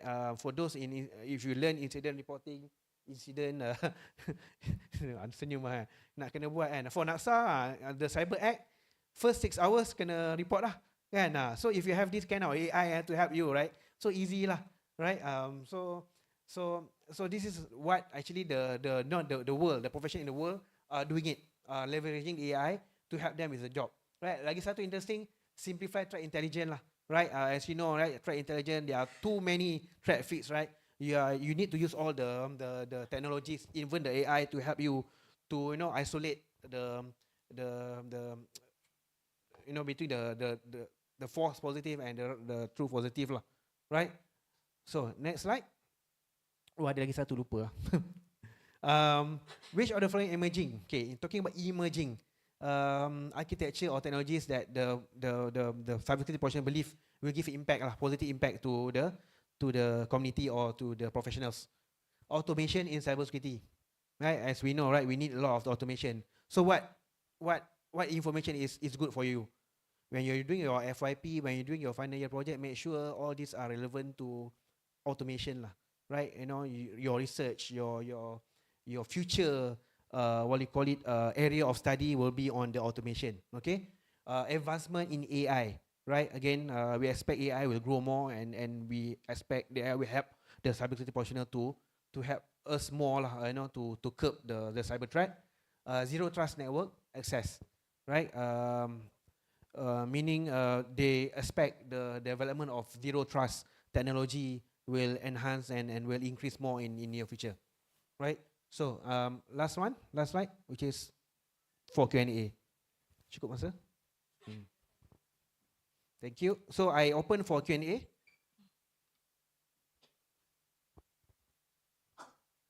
Dah register dah? You may raise your hand if you have any question in mind.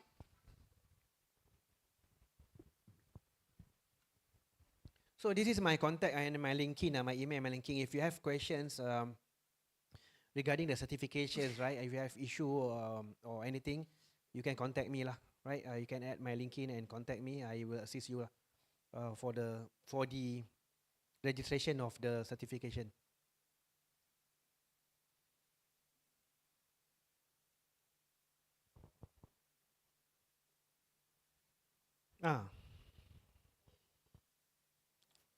Susah soalan.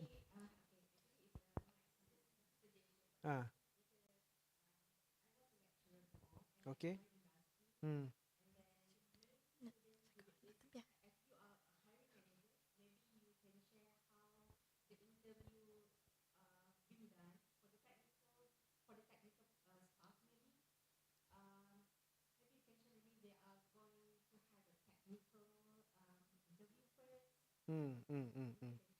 Okay, boleh.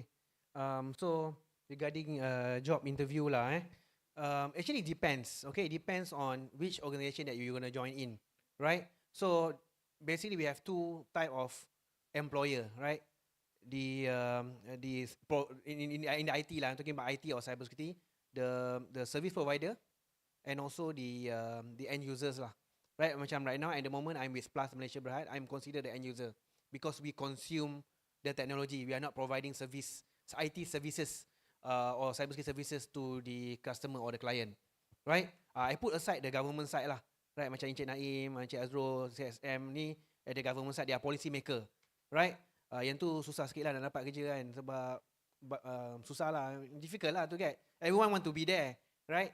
So the opportunity like I mentioned just now, the expansion of Naksa and whatnot, this is something that you need to take opportunity lah, because one is finish lah, right? Whereas for industry, like I mentioned just now, we have two sides, the service provider and also the end user, right? The service provider usually they require more technical lah, right? Because you are the one who providing services, right? So it depends. Why I say depends? It depends on the complexity of the organization. Bigger organization, MNC kind of organization, they might have 2 layers, 3 layers of interview, right? That's even before the interview, you need to do some sort of assessment, right? SC, BM, BI, that kind of thing. But in general, you need to be prepared. For sure, that's why I said the certification, right? The CC, the certification, for example, you need to have that in hand before you go for the interview, because that will attest you or somehow give some perception that, okay, this person already have certain knowledge or credential on this area, right? So that's a plus point.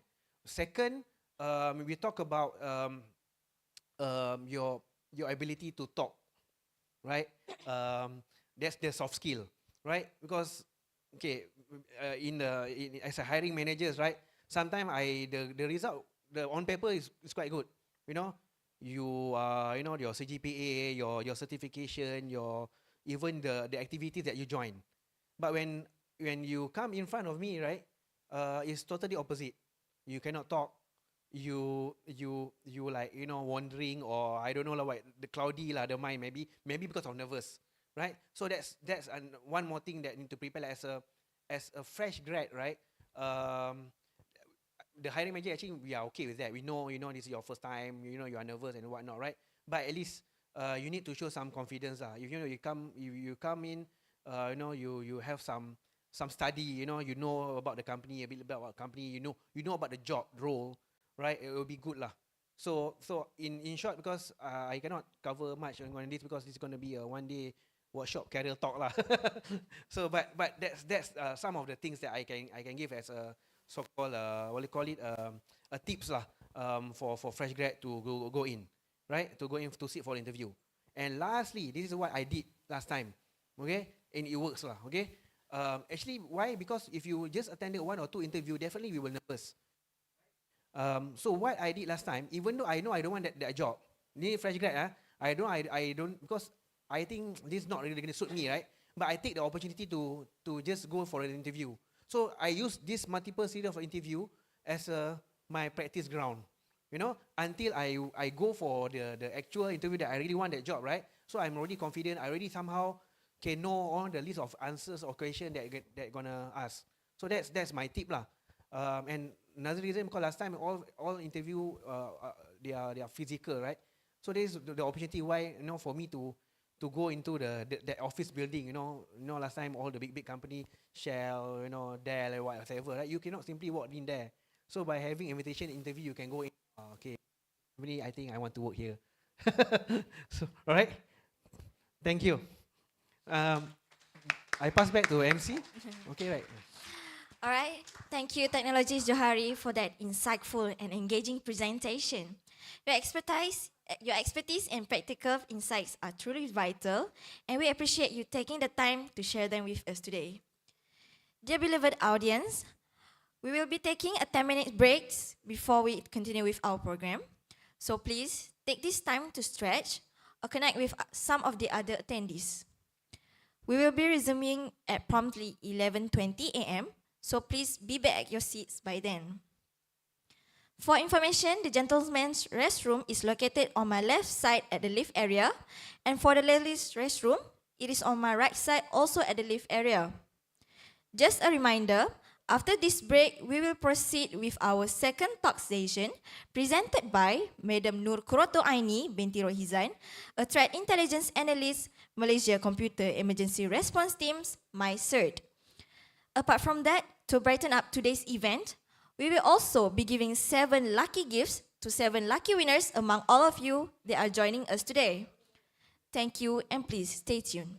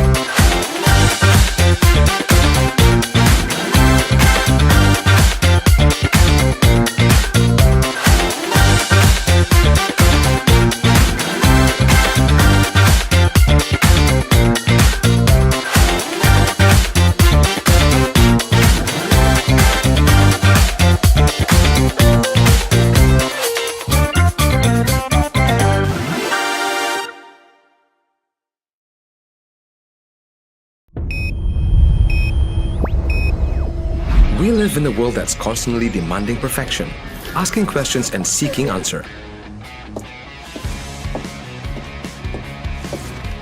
To understand our complex planet, we need people and organizations dedicated to solving global challenge. How are we equipping it? From university, when we think about a university, we always think of it as a building. Long hallways, big auditoriums, test rooms, and even long aisle of books. Shh. Why not see it as more?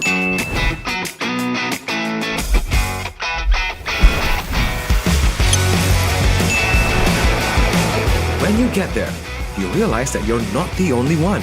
You learn from each other. You grow together. It's not always about knowing exactly where you're headed.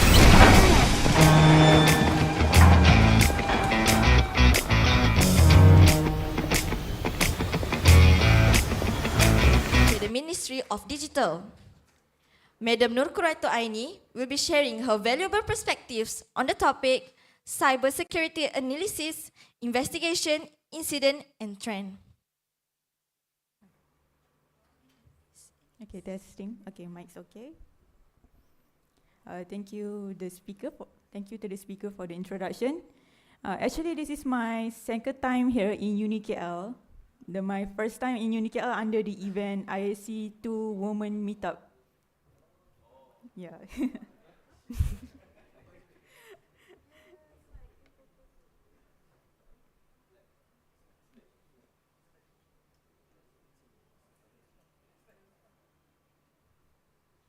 Okay, sekejap ada minor hiccup.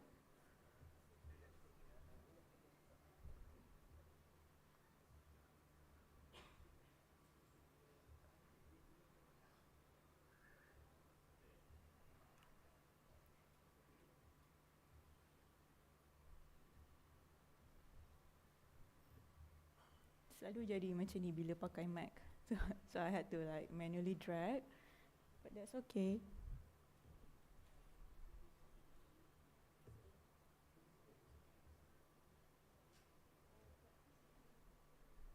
Okay, jadi macam ni juga. Let's see, swap display. Okay, thank you tunjukkan. Thank you for pointing that out. Okay, now it's working. So a bit about me, because initially the speaker is my superior, which is Encik Fatah. So he is unavailable, so I will be replacing him. So a brief info about me is, you can call me Ain. I have my education level is Bachelor in Computer Forensics at MSU Shah Alam. I have 6 months experience in government SOC, but a project by Mampu. The project has ended. And then I have 7 years experience as analyst at my cert. So during in my cert, my experience is in incident response, CSIRT consultancy to clients and agencies, threat intelligence, this is still new as I gained my certification this year, and cyber drill exercise. So the certification that I have is CompTIA C++, ISC 2CC, got certified last year. And then CSOC is certified SOC by our CSM. We have a certification called Global ACE. And then GCTI, GIAC Cyber Threat Intel. Just want to quick share the difference between GCTI and other CTI certifications. Generally, when people hear Cyber Threat Intel, people assume you have to get involved in the dark web. But for this case, for GCTI certification, is you are dealing with inside the SOC operation, and you provide intel for the SOC to get more context of the incident, what happened in the client environment. Have anyone heard about traffic light protocol? So the traffic light protocol, synonym dia adalah in company or organization adapt using confidential. But for traffic light protocol is a level of exposure of information. Also another disclaimer that I cannot confirm or deny any specific cybersecurity incidents that occur in Malaysia during this presentation. Let's say if you have a question, betul ke insiden ni berlaku kat Malaysia? Do you see this? I cannot answer that question during the presentation. So there are three slides of mine that I included this TLP Amber Streak, which means you cannot share with everyone. You cannot share with any outside organization. There are more info of the. Okay, for more info on the traffic light protocol, you can visit this first.org/TLP. There are also many organizations that share info about this TLP. You can look it up. Okay, there are few services in CSM, but I highlighted the core or the technical wings of the CSM, which is the RTS. This is where I'm working under this division, preemptive and proactive services. So did you know that my cert is the first thing, senang cakap, my cert yang wujud dulu, baru CSM. So so you can see that my cert existed since 1997, and then it became nicer, and then now until now it becomes the name of Cybersecurity Malaysia. In this slide it shows that we are an agency under the Ministry of Multimedia Communication, but now we are under the purview of Ministry Digital. So a bit core functions of my cert, we have a CyberSOC, which is Security Operations Center, monitor organization. Malware Research Center, or the current name is Cybersecurity Advanced Research and Innovation, and then the Cyber9 Incident Reference Center. This is where, for the Cyber9 is where we receive reports or info from public, and even sometimes public also report to us a vulnerability that they found. The complainant that report to us, not only from organization, also students, they found the vulnerability in a website, and then they report to us, and then we will notify the affected organization. These are the statistics that reported to us. As you can see, the red one is fraud incidents. So throughout my slide, I will highlight fraud cases because it's still relevant, and it's always increasing and always high every year.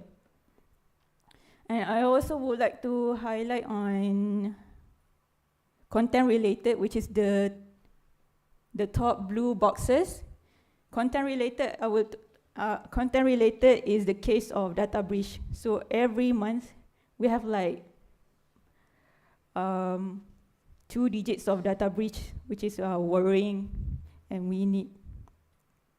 And I will elaborate on the next slide. So cyber threat and trends. Based on the screenshot, it shows lecturer lose over 1 million, lecturer lose 1.3 million. Not no hate. It's just that to highlight that it can happen to anyone. Even I myself, even though I'm a cybersecurity practitioner, still I was affected with unauthorized transaction. But thank God it happened on my credit card. I'm not sure if you are aware about the recent CrowdStrike incident. If everyone aware about that? Yes, oh, that's good. So during that time, everyone looking like for source, where to refer, what to do next. So we provide the alert and advisory. So this is the snippet of the news. And we also have a recent news on. There's this expert hacker among 5 for stealing, selling personal data. You can look it up, search for this title in the Stars News article online and read more about those cases. Also, I would like to touch on the Digital Ministry quote, Malaysia sees 1,000 plus of surge in data breach cases. And then the next slide is TLP Amber Streak, meaning that you cannot share with anyone because it's an incident that we dealing and monitor. So starting with the red color, there's a ransomware attack effect on an agency. It is been targeted by the cyber criminals. And then the agency contacts Cybersecurity Malaysia for help. And they contact us is through Cyber99. And then from Cyber99, we're working together with different departments, different unit to investigate the request and engage with the affected agency. So next slide, there's no TLP, so you can take photo and share with everyone. Because in the statistic, I highlighted that fraud cases, including scam, is the highest. So I share, for the next few slides, I share about scam cases. So this is one of the scam where previously, before enforce of blocking of the URL in SMS, before this we see a search of this report. There's where a victim receive SMS and then they click on the link. They allow in the mobile device setting, they allow unknown app install, which is not from the official third party, or sorry, not the official Google Play, and then they install the app. They input, based on the screenshot, they input their phone number, their PIN, and then the rest is their credentials, sensitive banking information. So next is also another scam in form of fake winning contest, Shopee. During this trend or incident, we see a number, not only Shopee, but there's also Celcom, DG, something like free top-up. And they will contact you through WhatsApp, which is like, dah hujung jari, you just click je, you nak ke tak nak hadiah tu.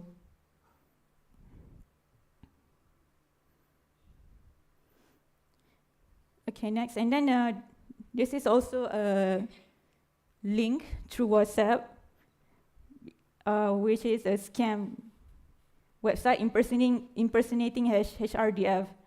But for this one, modus operandi, it doesn't require user input on sensitive data. It's only like generate user to visit the website for traffic, for it to display ads, and then it requires user to spread the link.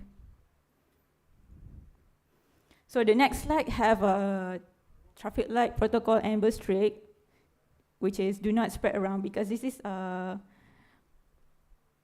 our work haven't been published yet. It will be published next year, our article. So what we, my colleague and I, what we monitor that every year during durian season, this attack will always resurface during durian season. Also, this detail, the website, the app, the APK, I got this from Twitter. People uploaded it, then I capture it to study and make an article about this.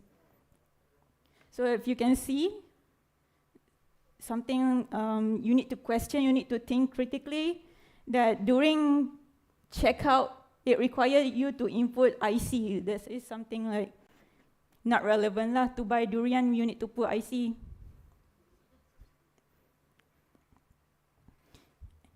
And then with my knowledge and certified in cyber threat intel from this website analysis and the malicious APK analysis, my team and I produced a diamond model of this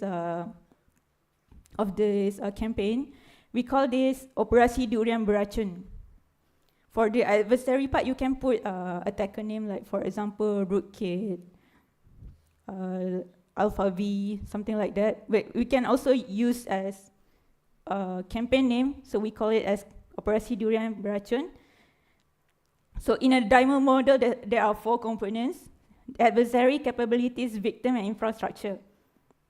For the infrastructure is the phishing link, and could be the C2, command and control IP or website.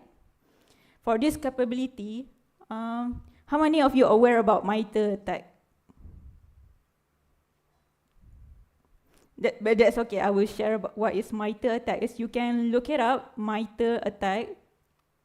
So MITRE attacks is a framework for you to map what kind of attack that is happening.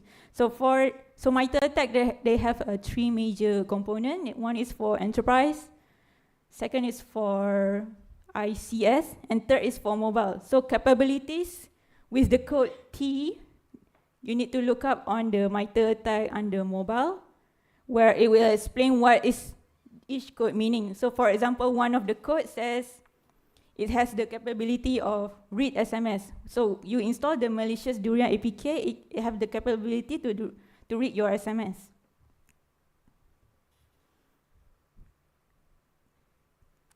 And then the victim, we conclude that it's a potentially Malaysian consumers. As we observe durian season in Malaysia, and based on my observation on what Malaysian posted on their own Twitter. So from all those scam cases that I highlighted in my previous slide, we produce alerts and advisory for the public and organization to refer on the recent or latest modus operandi, what to do, affected device, and recommendation on how to mitigate or handle that situation. So on the malicious APK, we also produce an alert and advisory of, we call it SMS spy campaign.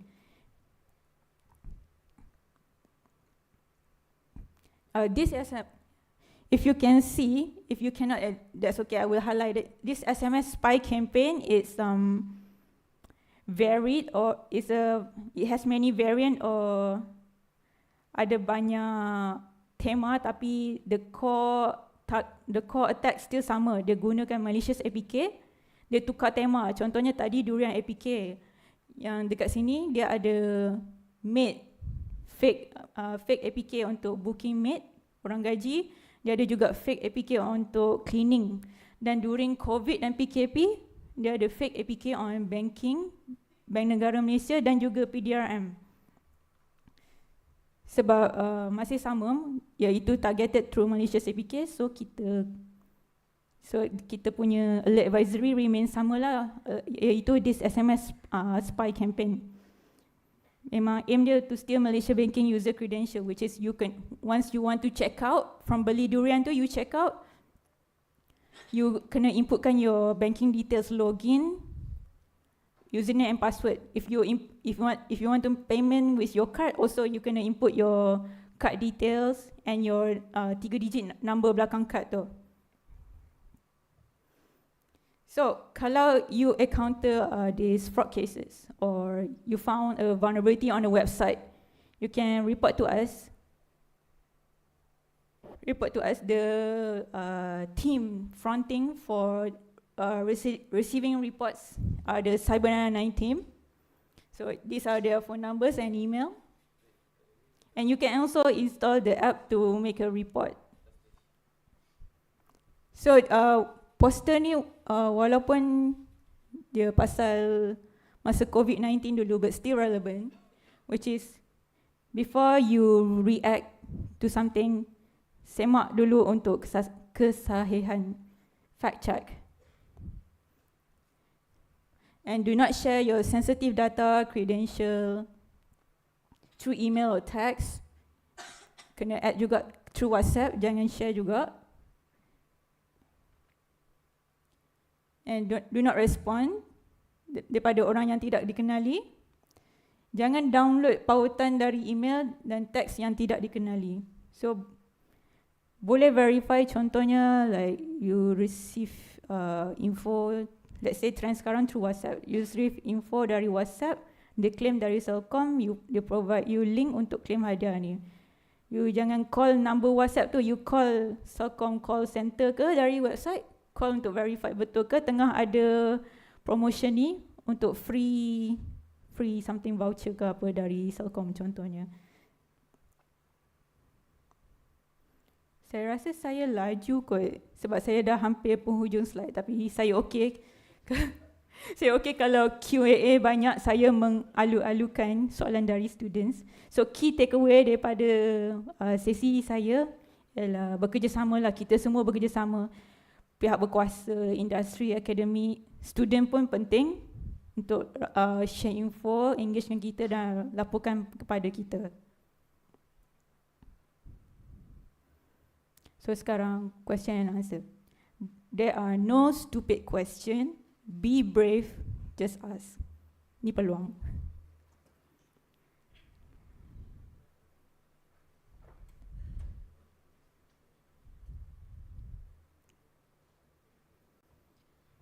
Please be mind that we will only be taking one question only. Sorry. Oh, okay then.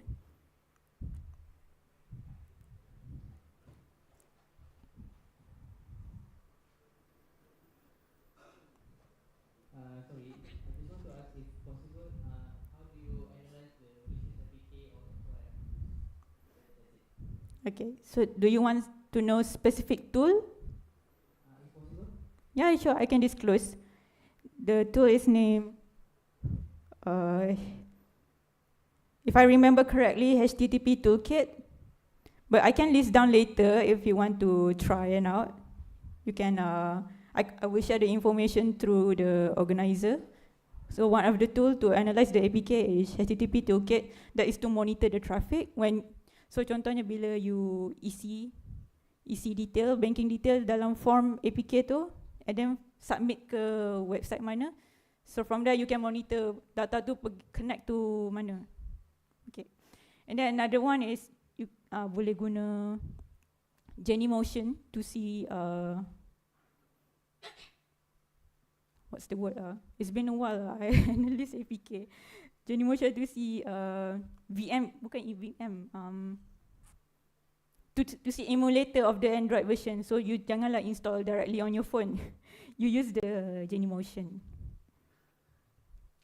Ada tool tambahan lagi ke? Mobile? Lagi satu, kita guna tool Mob SF.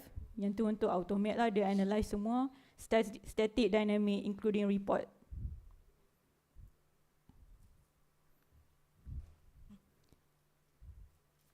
Boleh question lagi satu ke? Boleh. Okay, question lagi satu. Tanya je. Saya sangat meraihkan student sebab saya dulu juga student tapi rasa takut and intimidated nak tanya orang. Padahal sebenarnya tu adalah peluang you yourself as a student, it's a ticket for you to ask anything.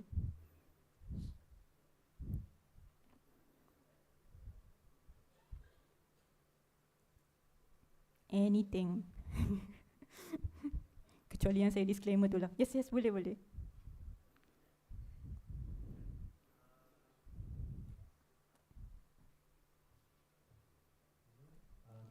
so I have one question.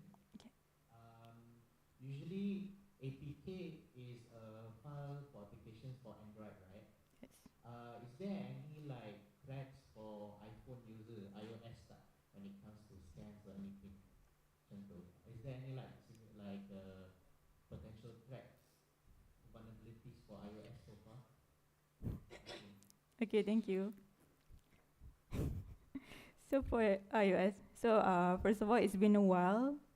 Okay, for disclaimer first, I'm no longer working in Cyber9 unit. The Cyber9 is who receive reports from the public that they have been scammed, they receive this suspicious file and everything. I do have a general knowledge on like the app on iOS, tapi takut nak goreng lebih kan tak tepat. Kawan kata apa benda, akak ni kata macam ni tapi tak ada pun gitu.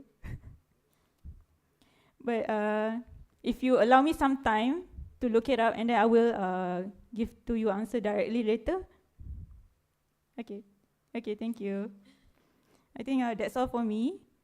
Anything, if you have any further questions, you can DM me on LinkedIn. I didn't provide my LinkedIn here, but try to OSIN me. No, don't. Okay, menyesal. Just OSIN for my LinkedIn only. So I guess that's all for me. All right.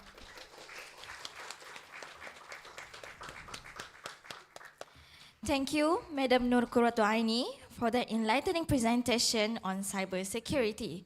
It is inspiring to hear about the trends and challenges in this ever-evolving field. Ladies and gentlemen, and now, to make things even more exciting, it is the time for our lucky draw. We will be giving 7 special gifts to our lucky audiences. So here's how it's going to work. We will be drawing 7 lucky names, and the winners announced can redeem their gifts at the end of this morning session at the registration counter.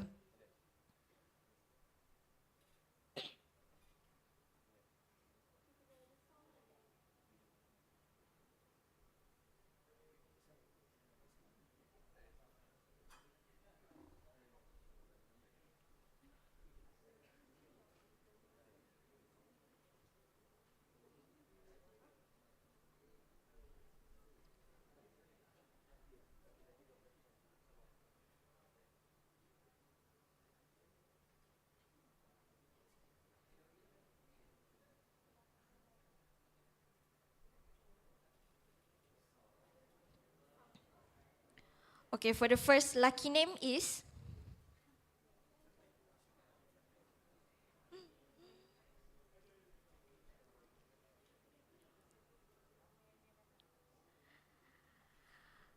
congratulations, Muhammad Alif Haikal bin Fadri Nuraidin.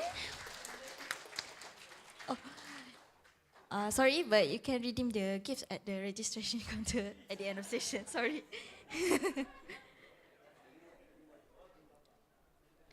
Okay, for the second name is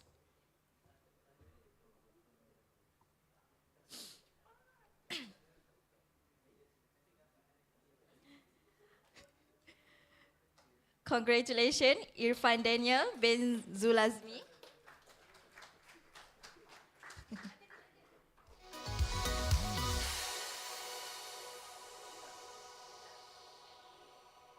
Ada. Okay, for the next lucky winners.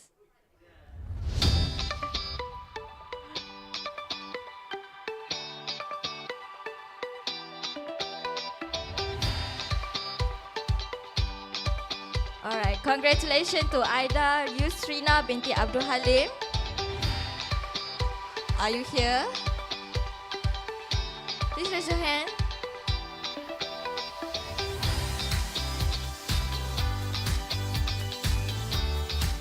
Okay, next. She's not here.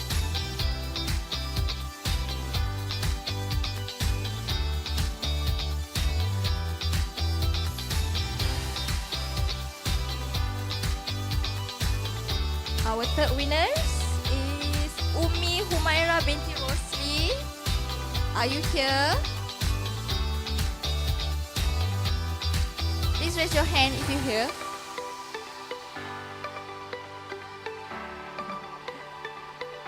Okay, next.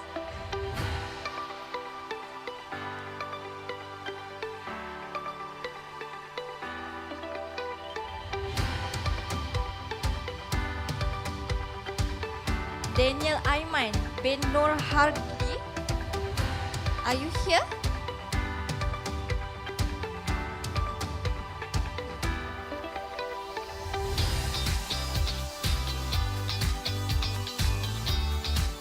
Please raise your hand if you are here.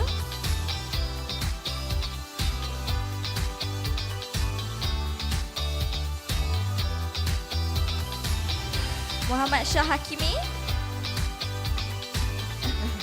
Okay, he is here, he is here. Okay, next.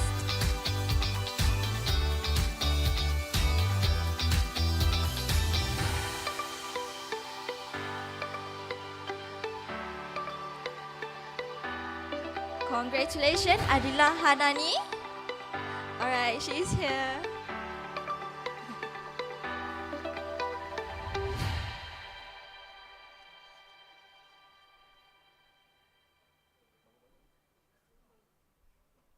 So our fifth winner is Nurul Syafiqah binti Abdul Halim. Please raise your hand.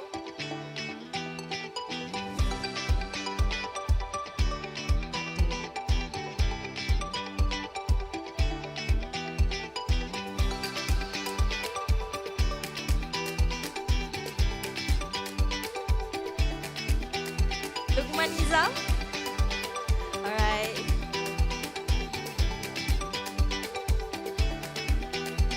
The next winner is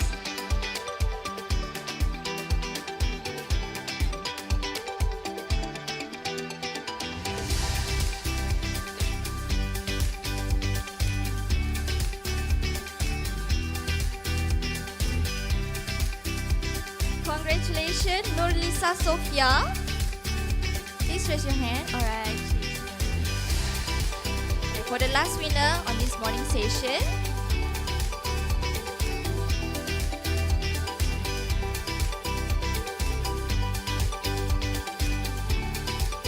congratulations, Muhammad Imran bin Muhammad Jiwa.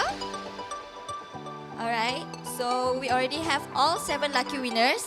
Please redeem your gifts at the end of this morning session at the registration counter outside this Bestari Hall. Alright, we are moving on to our next session.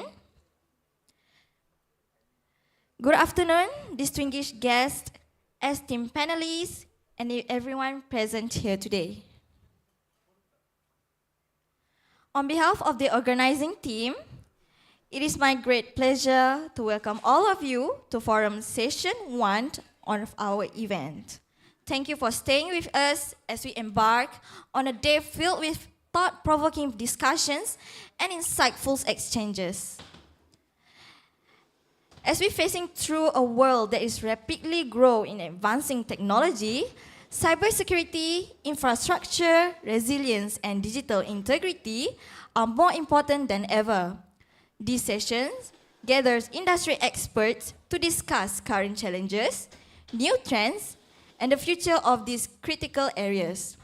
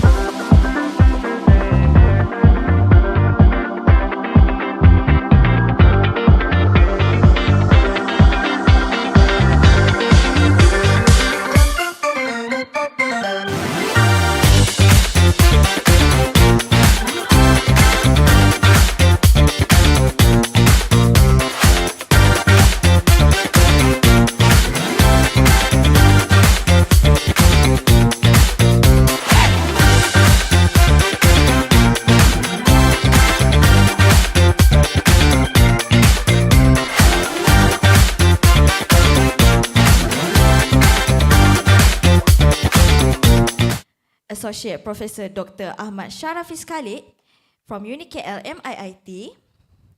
For panel 1, for our first panelist, we have technologist Muhammad Khairul Naim bin Muhammad Daniel from Senior Assistant Director from National Cybersecurity Agency. And for our second panelist, we will be having technologist Johari Jalaluddin, Head of Cybersecurity Plus Malaysia Sdn Bhd. And for our last panelist, we have Mr. Azrul Nazim Abdul Aziz, Head of Department Industrial Engagement and Collaboration.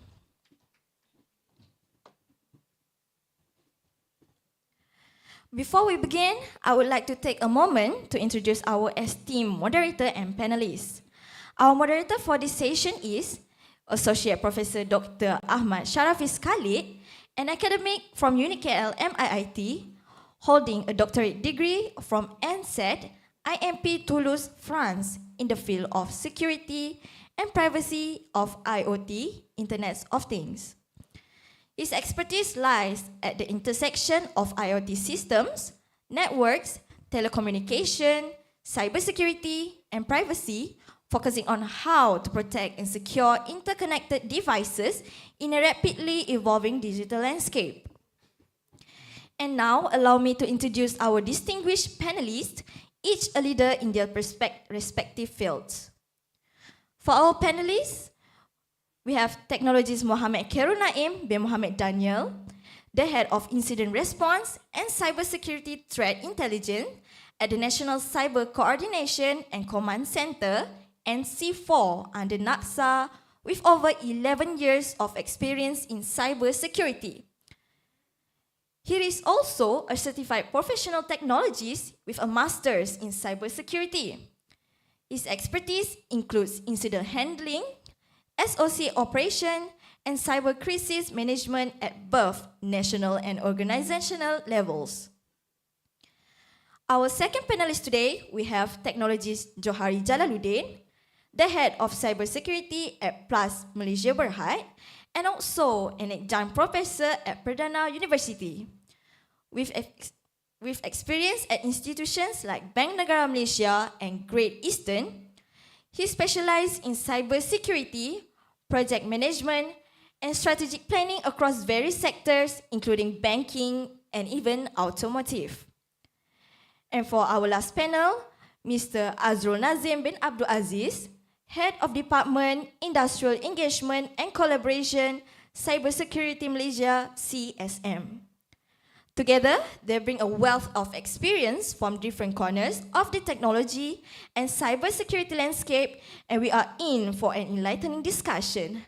Without further ado, I will now pass the floor to our moderator, Associate Professor Dr. Ahmad Sharafis Khalid, to lead the conversation with our panelists.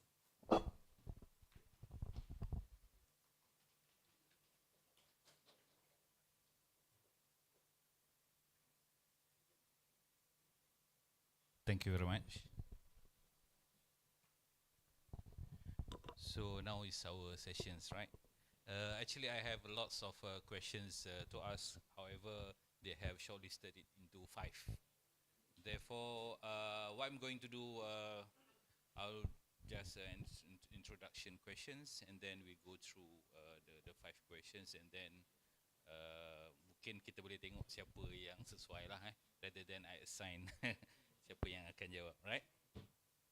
So, to start with, could we go like briefly introduce yourself on the and your organization, and highlight your roles in cybersecurity and importance of private and public partnership. Thank you very much. Okay, Assalamualaikum warahmatullahi wabarakatuh, and very good morning. So, allow me to speak in Malay, tak lah agak cakap English. Benar. So, okay. Okay, saya Muhammad Khairul Naim. So, dah bekerja di NACSA NC4 lebih kurang daripada 2016 sebenarnya. Tapi sebelum tu pun saya di Mampu, Jabatan Kerajaan juga. Jadi, role saya di situ sebelum-sebelum ni memang lebih kepada incident response. Dan sekarang ni saya dah move forward to threat intelligence. Okay, sorry. Dan juga buat masa sekarang ni memang kita walaupun in the government part lah kan, kita kata government ni banyak on lebih kepada isolation banyak benda, tapi we are start opening untuk collaborate a lot with industry lah, especially on the NC4 itself, sebab kita on the national punya security operation center. So collaborations kita sekarang ni banyak on the with, especially with the dengan entity NCII yang kita kata critical information infrastructure tu. Thank you very much. Cik Johari. Okay, Assalamualaikum. Saya dari Plus lah kan, macam cakap tu Plus, rasa semua tahu Plus Highway. Okay, nak cakap banyak in term of cyber security lah, role saya dalam cyber security dekat Plus, saya make sure keselamatan cyber lah, senang dia lah, segala-galanya lah kan, daripada ujung end to end, nak make sure transaction, nak make sure teknologi yang kita deploy in Plus adalah selamat untuk company dan juga selamat untuk pengguna. Okay, knowing the fact that toll operation tak macam dulu lah kan. If you're talking about 15-20 years ago, rasa adik-adik semua ni tak ada lagi lah. Prof ada lah. Transaction cash kan, pakai kita panggil ticket, transaction ticket tu kan, untuk ni. But sekarang 5 years ago lah, until now, we have moved to digitization. So that's why the cybersecurity become more important. So collaboration, in terms of collaboration, we have a lot of collaboration. Plus dengan community setempat. Kita juga buat awareness so that dia orang tahu kan, inilah supaya tak jadi mangsa scam kan. Awareness kat masjid, kat surau, dekat dengan sekolah, tu kolaborasi dengan tu. Juga kita kolaborasi dengan universities lah, right, berkenaan dengan new technology ataupun new innovation yang kita boleh guna pakai di Plus. Sebab Plus ni kita orang company GLC, company government link company. So kita orang bukan fully semata-mata nak buat benefit lah, nak buat untung lah. We also have a agenda lah, Bumi Putera agenda, serving back to the community and nation agenda lah. So that's part of the collaboration yang ongoing dengan yang kita tengah terjadi dekat Plus lah. Thank you very much. Maybe kita boleh dengar daripada CSM pula. Assalamualaikum and selamat pagi, good morning everybody. Apa khabar semua di belakang sana? Nama saya Azrul Nazib daripada Cybersecurity Malaysia. Saya dipertanggungjawabkan untuk berhubung atau to engage. Apa yang saya maksudkan engage adalah to talk to people. Kalau orang tu tak faham tentang cybersecurity, kita cakap dalam bahasa dia. Siapa dekat sini yang rasa masih confused tentang cybersecurity? Ya, saya engage dengan mereka dan saya speak in their language. Apa yang saya maksudkan adalah saya kalau mereka faham bahasa Jepun, saya cakap dalam bahasa Jepun. Maksudnya saya berkomunikasi dalam apa yang mereka fahamkan dalam dia orang punya perspektif tentang dunia. So mostly engagement saya lebih kepada to explain to contohnya board of directors. Yang sekarang ni dia orang selalu tanya, what is cybersecurity? Why do they need to care? Dulu cybersecurity ni satu benda yang tidak diendahkan langsung. So sekarang ni dekat, oh I need to know. So kita kena explain dekat dia. So kita engage dengan mereka untuk menerangkan supaya mereka faham tentang this new world yang dinamakan dunia cyber. So that's what my role lah in CSM. Thank you very much. So memang jawapan tu align dengan soalan pertama saya sebenarnya. So my first question would be, could How can academic institution like Unikl collaborate more effectively with industries partner to bridge the skill gap, sebab kita nampak ada skill gap sekarang ni in cybersecurity, and ensure our graduates are equipped to address the emerging threats. So saya rasa CSM yang lebih ni kot daripada based on kita punya conversation tadi kan. Sebab well, mungkin Naksa juga kalau nak ni lah, tapi mungkin kita start dengan CSM dulu. Yeah, so the question tadi adalah how can we collaborate dengan partners ya, collaborate dengan learning institution supaya kita boleh address the gaps. So from our perspective adalah kita kena first of all define atau faham tentang what is the big problem sekarang dalam dunia ni. Kenapa sekarang kita lihat there's this big movement or semua orang sekarang nak semua buat cybersecurity. Kenapa?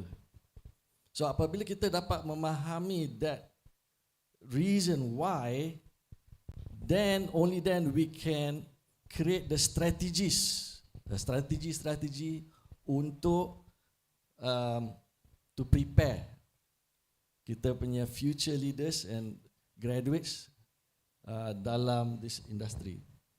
So saya kalau boleh nak bawa sikit cerita ya, kalau Cina.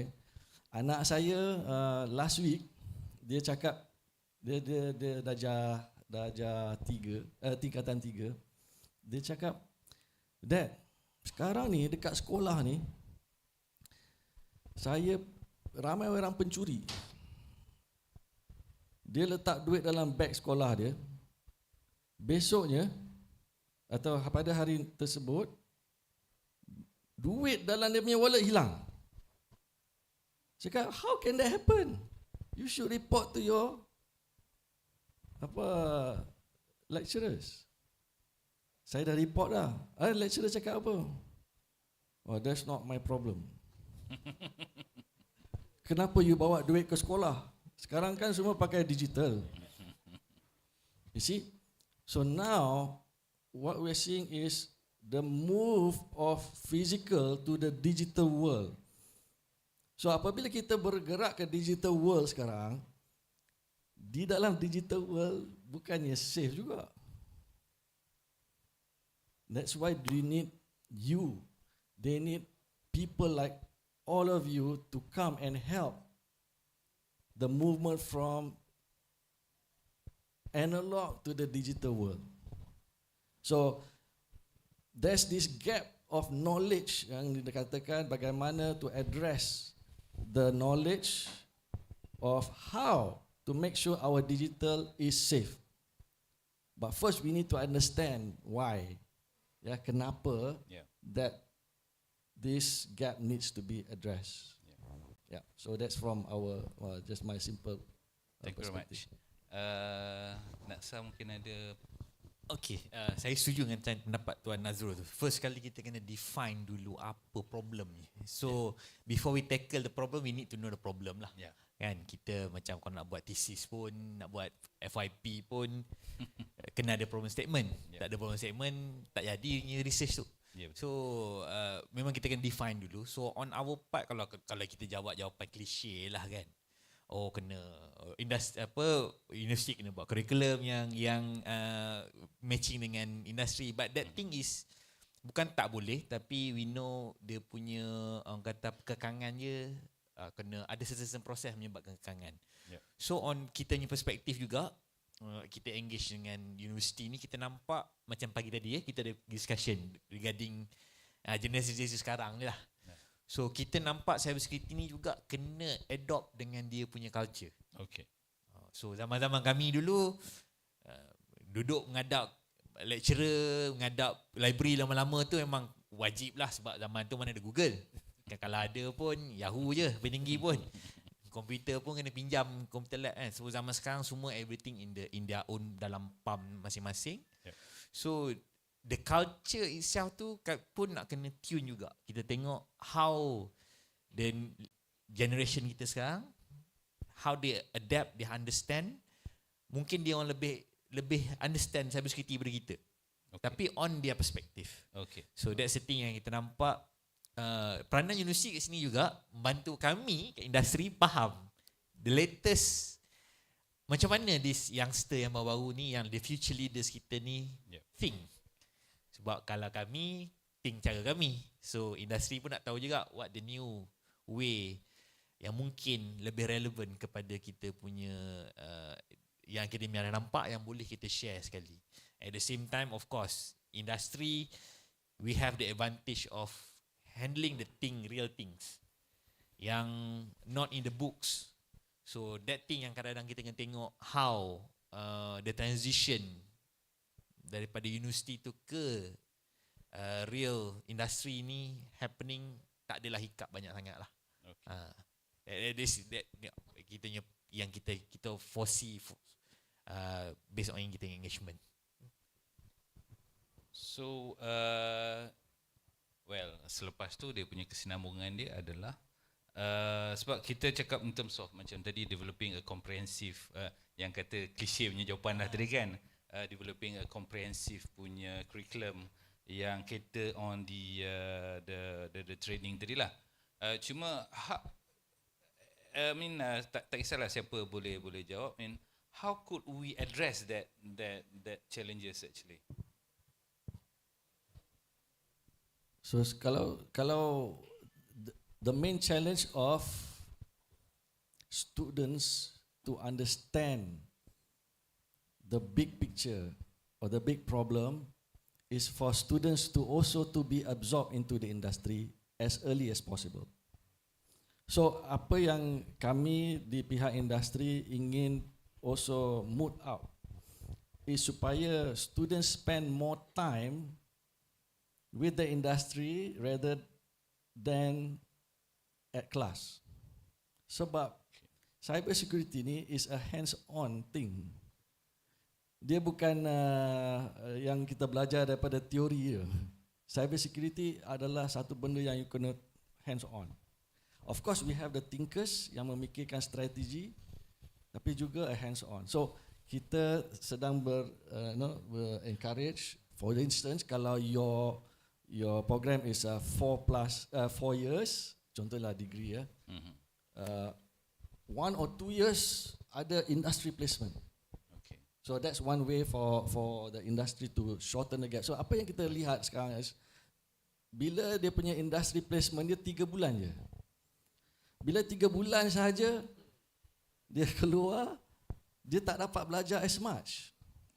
They could not learn as much. Dia kata macam I have a lot more to learn. Lepas tu kena balik to class. So kalau boleh we can work with the institution supaya have a longer period, 1 year, 2 years. Tak apa, industri bayar pun tak apa. Because why? Bila dia keluar straight away, they can straight away on the job immediately. Itulah dia kita punya recommendation lah. Then yang ni tak ada dalam buku punya soalan. Tak, bila kita cerita in terms of kita nak student terus ke industri, but then we need to have a certain level of skills atau knowledge juga budak ni sebelum kita boleh bawa ke industri. What do you think yang orang kata pun level yang cantik lah, yang ni rather than kita hantar student yang tak tahu apa-apa. So is there any like a minimum requirement before we could send them to industry to learn something new, for example? Ada tak? Ya. Saya jawab. Cik Johari daripada tadi duduk nak jawab ni. Ya, silakan. Okey. Sebenarnya masalah yang saya nampak lah, tadi saya menyambung balik soalan ataupun jawapan yang saya berikan masa sesi saya yang sebelum tadi, berkaitan dengan candidates lah kan. For employer lah kan, especially macam kita actually not end user je. Saya pun ada same discussion ataupun conversation dengan pemain industri lah, which is the vendor, the CEO of the company kan, yang lagi banyak lah hire new staff kan. The paradigm shift lah, okay. The resources, the work talent nowadays memang different. Yep. Itu fact. Setiap employer kena faham. Macam batch saya, Cik Naim semua ni, Cik Azrul ni, rasa kita orang boleh still grasp the idea of new generation ni kan. Yang atas-atas ni yang susah. So yang tu penting, okay, to know what they want and what they need kan. Yang tadi Prof tanya tu soalan the level of knowledge or apa tu, takat mana lah yang kita baru kita boleh nak ambil kan. I rasa basic dah enough.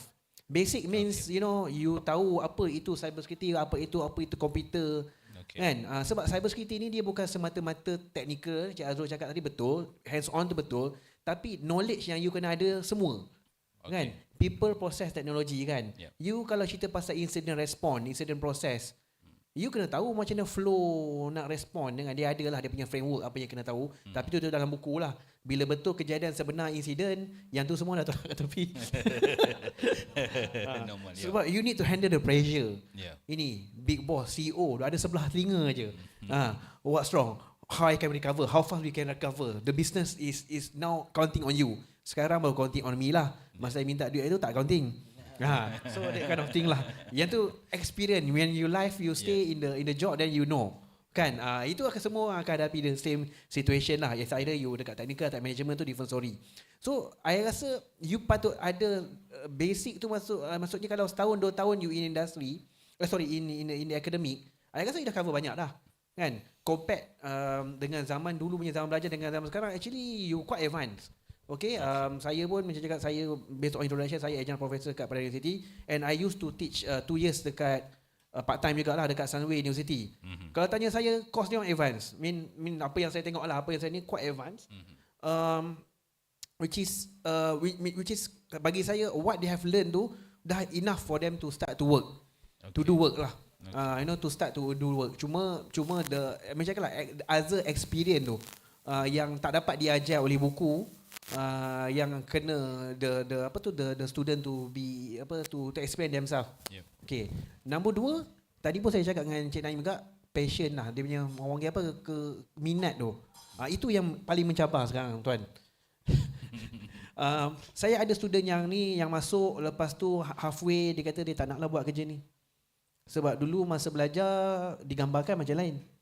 Sekarang ni stres juga Dia nampak glamour kan? Ya kan macam cik datang cakap-cakap benda semua. Yelah saya kata kan. Yang kena basah dekat board meeting room tu dia tak nampak. Lah kan, betul lah. So benda tu yang orang apa, kalau tanya saya lah kan, setiap kali saya bagi talk berkenaan dengan this topic, saya akan bagi tahu reality. Sebenarnya tak seindah yang digambarkan lah. Kan? Gaji tadi kan, saya pun tak berani nak cakap gaji tinggi. Yes, gaji tinggi, tapi bila tengok balik dia punya kerja tu lain. Rasa macam nari kat TikTok rasa lagi untung. Ni reality. Sebab zaman dulu tak ada that option. It's either you kerja, you earn money for your living, ataupun you buat kerja lain lah. Kerja yang memang totally berkebun ke apa ke kan. But sekarang you have many option. Gig economy lah kan. So itu challenges dia kan. Tapi Cik Azul cakap, saya agree, secepat mungkin bagi dia orang exposure so that dia orang pun tak buang masa. You study 5 years, 6 years, belajar, lepas tu tengok this is not for me. Kan? Better you expose earlier. You know that okay, this is something that I want to go further. That's where from government, from the company themselves, kita tak ada issue nak sponsor. Nak sponsor, sambung study lagi, buat master, sambung buat professional certification. By the way, all the professional certification yang saya share tadi semua tu expensive roughly dalam 10k, RM 10k, 12k. Kalau yang jihad apa benda semua tu yang sell tu lagi lah 25,000, 30,000. Expensive. So kalau company no issue to sponsor, but we need someone yang willing to give back lah. Itu je. Thank you very much for Nama sikit saya menarik juga Cik Tuan Johari cakap tadi. Bila sebut kata cyber ni, cakap tadi lah bunyi fancy. Macam orang kata apa, but at the same time kita tak boleh cakap apa lah, sebab contribution of the image of the bidang sebenarnya cyber security ni banyak contribution ni daripada film Hollywood lah. Tunjuk macam kita ni wow, all this fancy job, do all the hacking stuff kan. But dia bilang cyber ni the expectation satu benda je. Memang masuk, memang bukan kata susah lah, tapi at one time you will have a sleepless night. Macam kami yang level tinggi ni nak menghadap bos, menghadap KSU, menghadap ketua pengarah, nak kena jawapan. That's why kadang-kadang digembar-gemburkan macam is a things yang cepat, tapi sebenarnya kadang-kadang pukul 9 malam mendapat message, hey, we want the updates. So that kind of expectation dalam bidang cybersecurity, you tak boleh kata ada bos saya malah nak buat pentest hari ni. Oh, tak boleh kan? So dia ada set macam ni, mana kena cepat lah kan, terpaksa. But at the same time, some macam Cik Johari cakap tadi, the passion play a role dalam benda macam ni. This a high pressure punya job juga. Tapi bila ada passion tu, you will start ada kata, this is interesting cases. Macam saya case incident response. Dengar je, kalau saya dah tunggu kalau incident response ni macam tukang sampah-sampah je. Benda dah jadi, kita tolong clear masa kan. Tapi if you look at another perspective, incident response ni is handling all this kind of case dan tak ada satu case pun yang sama. So always unique case. So I always learn something, this happen sebab ni, this happen sebab ni. So that's pengalaman yang dapat sebab you handle the cases. Sometimes benda yang tak terjangka pun menjadi cases. So at the same time kita faham the world revolve, there's a new, orang kata apa, boleh menaik kat TikTok kan, alternative, but whoever dares to get into the cybersecurity new world, the reward to gaji is one thing lah, tapi kedua is pengalaman to handle a lot of things, not only on the technical side, the non-technical side pun there's a lot of thing yang kadang-kadang nak cerita pun tak boleh. Sebab apa? TLP Red punya cerita. Definitely is an interesting case. So that je yang kalau saya nak share benda-benda berkenaan ni.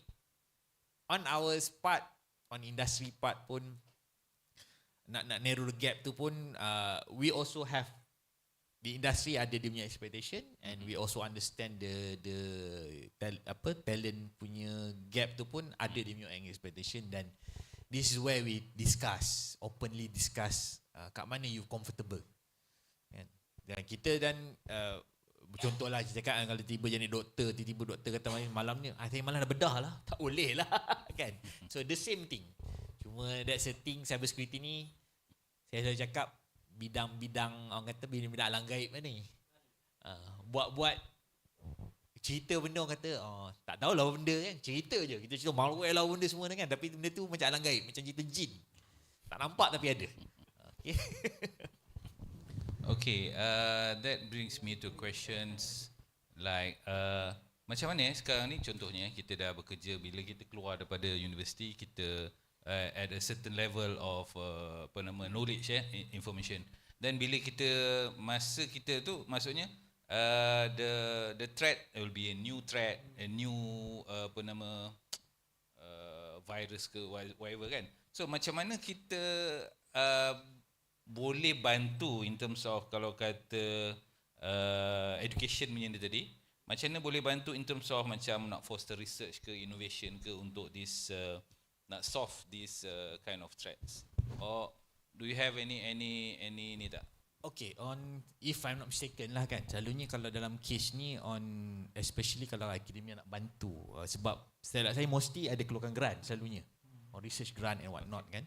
So dan dia ada tema-tema dia lah, sebab mengikut kepada Kementerian Pendidikan punya orang kata apa, fokus pendidikan waktu tu. Saya dimaklumkan memang ada geran-geran yang sebegitu yang di bawah MOSTI dan juga bawah MIMOS pun ada dekat saya. So the research can come from there, but yang saya difahamkan dulu, majority proposal tajuknya come from directly pada universiti. Okay. So one of the yang saya cadangkan, instead of you cadangkan tajuk yang universiti saja cadangkan, universiti talk to the industry, contoh macam PLAS. PLAS apa masalah sekarang PLAS kata okay, kita nak buat all the system, cashless system ke apa kan, dan perlukan this kind of thing. Can you do the research on that? Okay. I think that's one-way collaboration, government akan fund through the grant and the plus boleh dapat some sort of benefit balik dari situ. Instead of the research is become a one-off yang sadly banyak tak boleh apply lah. Dari sini yang saya nampak on government side lah at least. So the government akan sentiasa akan bagi fund. Akan ada lah, jangan risau itu.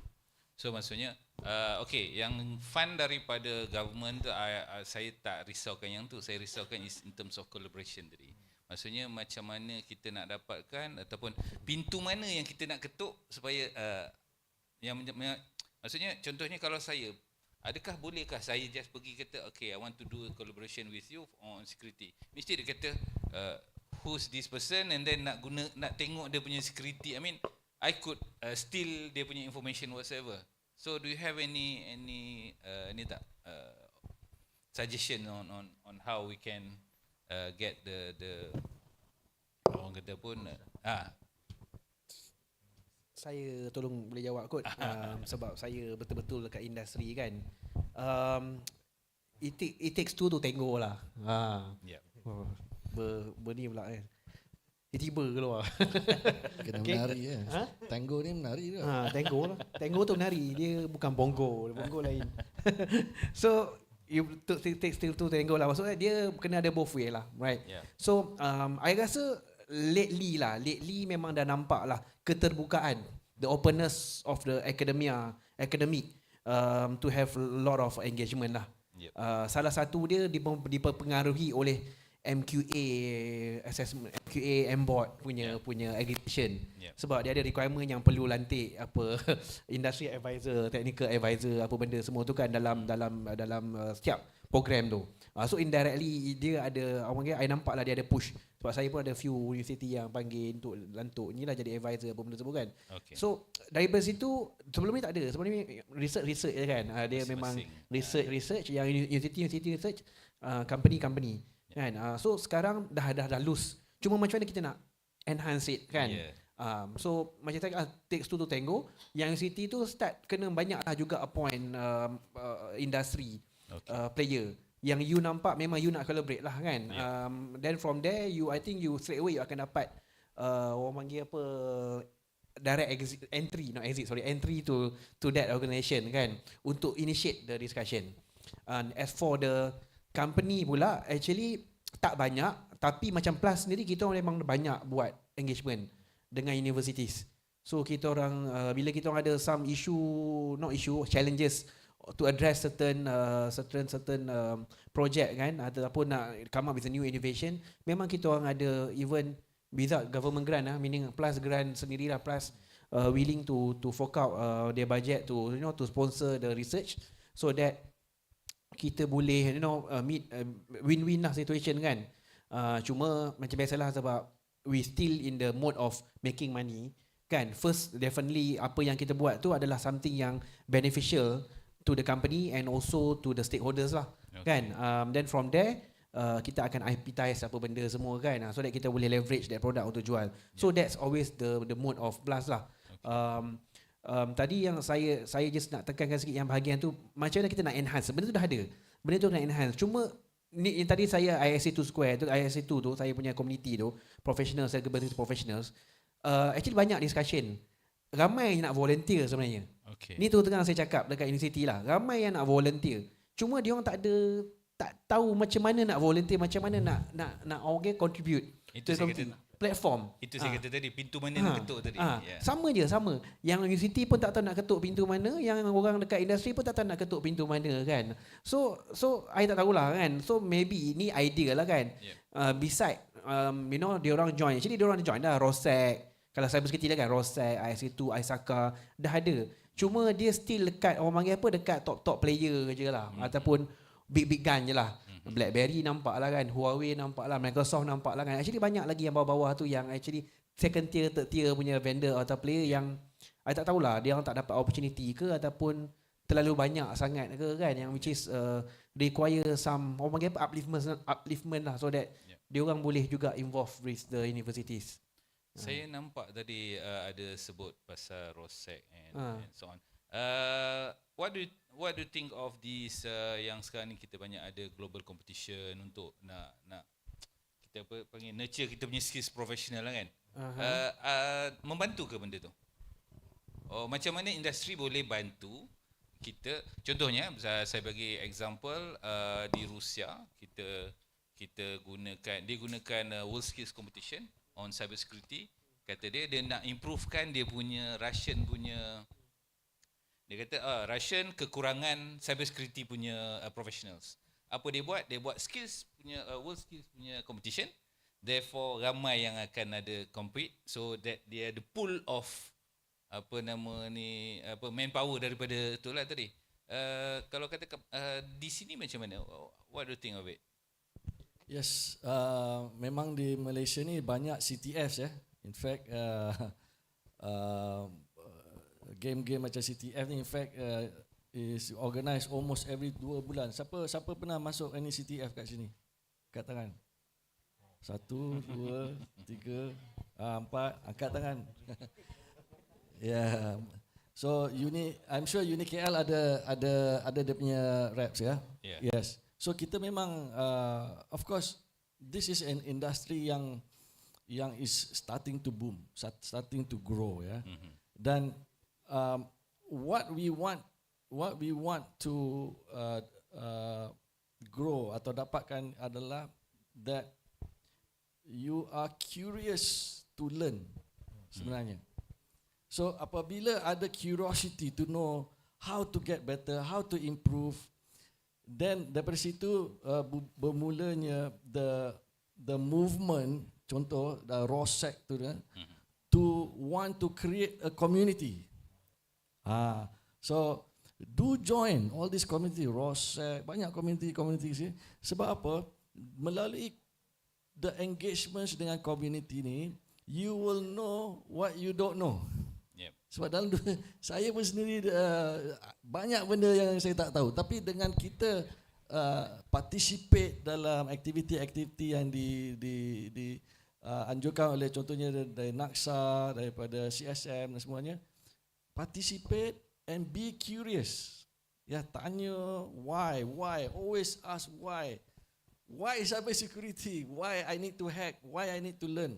So bila kita tanya all these questions, then dia akan membuka lembaran baru kepada kita punya growth of our capital capacity, capacity building. So itu dia kita punya, memang kita galakkan. And think next month apa dah CSM akan buat some CTF dengan Russian companies pula. Tu dia macam-macam. So okay, macam kami nampak CTF ni ataupun all this competition, tak kira CTF ke hackathon ke all this stuff kan, as a one way kalau kita panggil macam tuition lah, macam revision, kita buat revision. Sebab skill ni akan sentiasa, skill kalau tak guna, skill cybersecurity pun sama, kalau lama tak guna berkarat. So this kind of activity yang you join semua ni, you sebagai revision. At the same time you are learning a new things.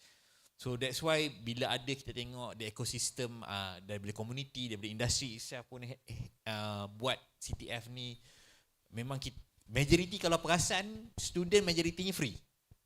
Always. Sebab apa? Dia nak all the student ni enhance punya skill kat situ. The new way to solve the problem, the new way to tackle the problem. So this kind of thing yang memang kita sangat-sangat sokong. Dan at the same time pun kadang-kadang bila kita macam NAKSA, kita banyak terlibat yang saya cakap tadi kan, ASEAN Regional Forum lah, all this dalam bawah banner ASEAN tu pun ada 30 lebih forum ada kan. So sometimes dia offer, hantarlah wakil Malaysia. So bila kita nak hantar wakil Malaysia tu, kita nak tengok juga, nak hantarlah yang terbaik kan. That's the way antara CTF ni kita tengok who's yang capable, yang kita boleh angkat untuk mewakili negara kan. Cuma tapi jangan gunakan CTM ni sebagai satu-satunya medan ilmu nak belajar. Medan ilmu ni ada lagi tempat lain. You still go to the workshop, go to the, kalau macam yang Cik Johari cakap tadi, ada kalau company offer certification ke apa, join. Yang mana free tadi, CC tu masuk. So that the thing yang you exam based ni lain cerita. Exam based ni dia akan menguji kita punya kekentalan. Macam mana kita strategize untuk menjawab soalan tu based on pengalaman. CTF hackathon semua ni menguji kita creative thinking, how to solve the problem in a creative way. So there's always a room to learn cybersecurity. Macam contoh saya, masa saya start masuk cybersecurity, saya tak tahu benda pun. Tapi sebabkan passion ada, kita kata if I don't do this, then siapa nak buat? So we learn from there. And at the same time saya cakap lah, saya pun kalau tak cukup buat hacking, mas saya pelaut lagi lah.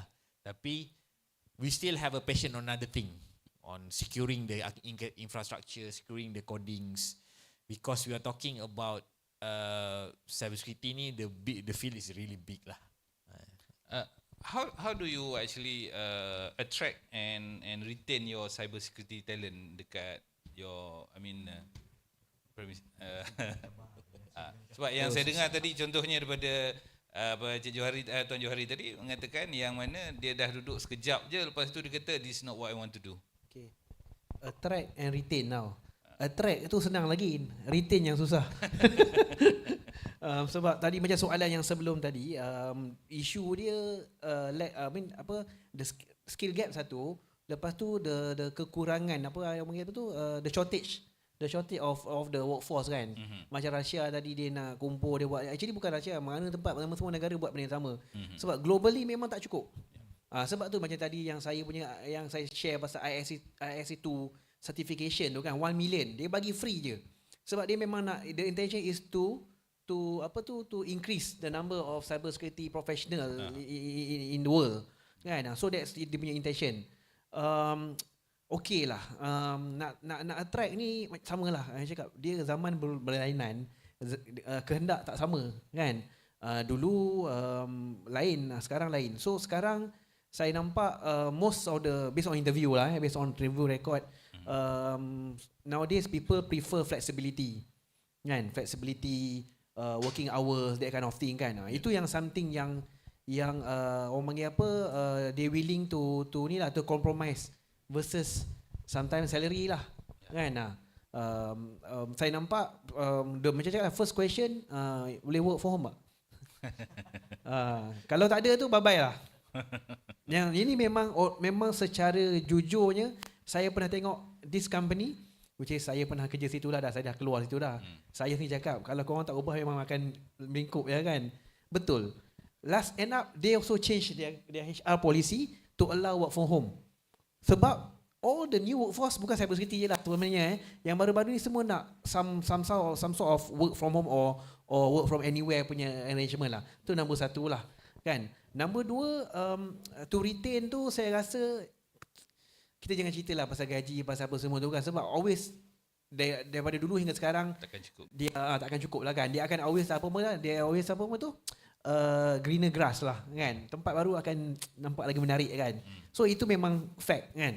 Cuma untuk employer kan, macam kita orang dekat kita orang kena make sure benefit ataupun salary wise tu sentiasa up to the par lah. Kita tak boleh terlalu jauh gap sangat. Sebab macam Cik Syah tadi, kerja susah kan. Kerja ni require effortless, night punya tidur apa semua terganggu kan. Tak tidur malam. Tak tidur malam benda semua kan. Sebab bila jadi insiden mana boleh cakap esok lah kita respon.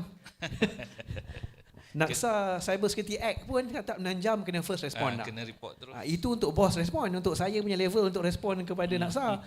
yang saya punya analyst semua tu mestilah immediately kena work on it kan. Betul. So that's why kena ada allowance shift lah, kena apalah flexible working hours so that dia boleh ganti alik apa benda semua. Tapi career development lah saya rasa kan. Itu memang penting lah, so that the staff tu ataupun the candidate tu dia tahu okay lepas ni I boleh jadi macam ni, I boleh jadi macam ni. Kalau tak ada clear career development tu saya rasa memang akan issue lah kan, which is that's where banyak company sekarang pun saya dah mula perhati, especially local lah. Don't talk about MNC lah. MNC dia orang dah memang 5 years 10 years advanced than us lah. Dia orang dah ada that track. Saya tak segan, saya boleh share lah, tak ada issue because ini contoh sebab saya dulu kat Bank Negara kan. Zaman saya kat Bank Negara tu lama dah, zaman tu tak ada lagi track technical. Dia maksudnya bila kita nak naik lagi atas, maksud nak gaji lagi tinggi, you kena masuk management. Kan, you kena masuk management. Macam kes saya dulu, saya kena jadi manager. Kan? Tapi manager dapat skill set lain lah. You dah manage people, you dah kena art of communication apa semua tu kena ada kan. Tapi yang mana yang memang tak nak pergi management, ini nak buat technical.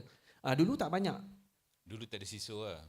Tak ada CISO, tak ada, mana ada semua. Dulu manager, deputy director, itu je. Yeah. It's either you jadi deputy director kan. Dia tak ada lah track lain, track ni kan. Sekarang dah ada track architect, security, even architect pun ada security architect, IT architect kan. So banyak company dah start buat. Which is good lah untuk kita punya new talent ni. Dia dah ada option. Sebab dia orang sekarang tak nak management, manage people pening kepala. Manage PC, manage komputer lagi senang kan. Itu kalau saya pun dulu ada that option, saya rasa saya dah ke arah technical track lah. Compare dengan sekarang kan. So yang tu lah saya rasa at the moment yang sebagai majikan yang boleh buat lah. Selain government policy semua tu, yes lah, saya tak nak. Jawapan paling standard senang lah. Government kena ubah polisi lah. Government kena menyediakan dasar lah untuk ni kan. Gaji sekarang yang gaji basic tu pun walaupun dasar dah ada, still susah orang nak implement kan. Sebab dia ada orang panggil effect dia lah. Dia punya waterfall effect dia kepada yang lain kan. Saya rasa itu kot. Saya pass dulu kot untuk panel yang lain. Okay, apa yang saya lihat adalah, first of all, I'm very very proud to see a lot of wanita in this room. Sebab please give a clap ya. Sebab kita punya kaum wanita punya involvement dalam bidang cybersecurity ni dulu dilihat kurang. So sekarang ni banyak involvement from the female punya apa, and that's very good, alhamdulillah. So yang kedua, the question tentang sama ada seorang ni boleh retain ke tidak. Okay. In the industry, apa yang saya dengar adalah kerja setahun, 2 tahun, lepas tu move to the next place. 2 tahun lepas tu move to the next place. So ada satu research yang kita tengok, orang yang kerap move, ya, dia punya development atau tangga gaji dia in the end very slow. So what I mean adalah employers, orang yang nak hire akan lihat your resilience in a company, atau daya tahan you dalam satu company, your contribution to one company. Give yourself 3 to 4 years in one company to learn. To learn, and then when you have a better opportunity to go to the next place, then take that. What has happened is orang yang buat macam tu, dia punya career path is more successful.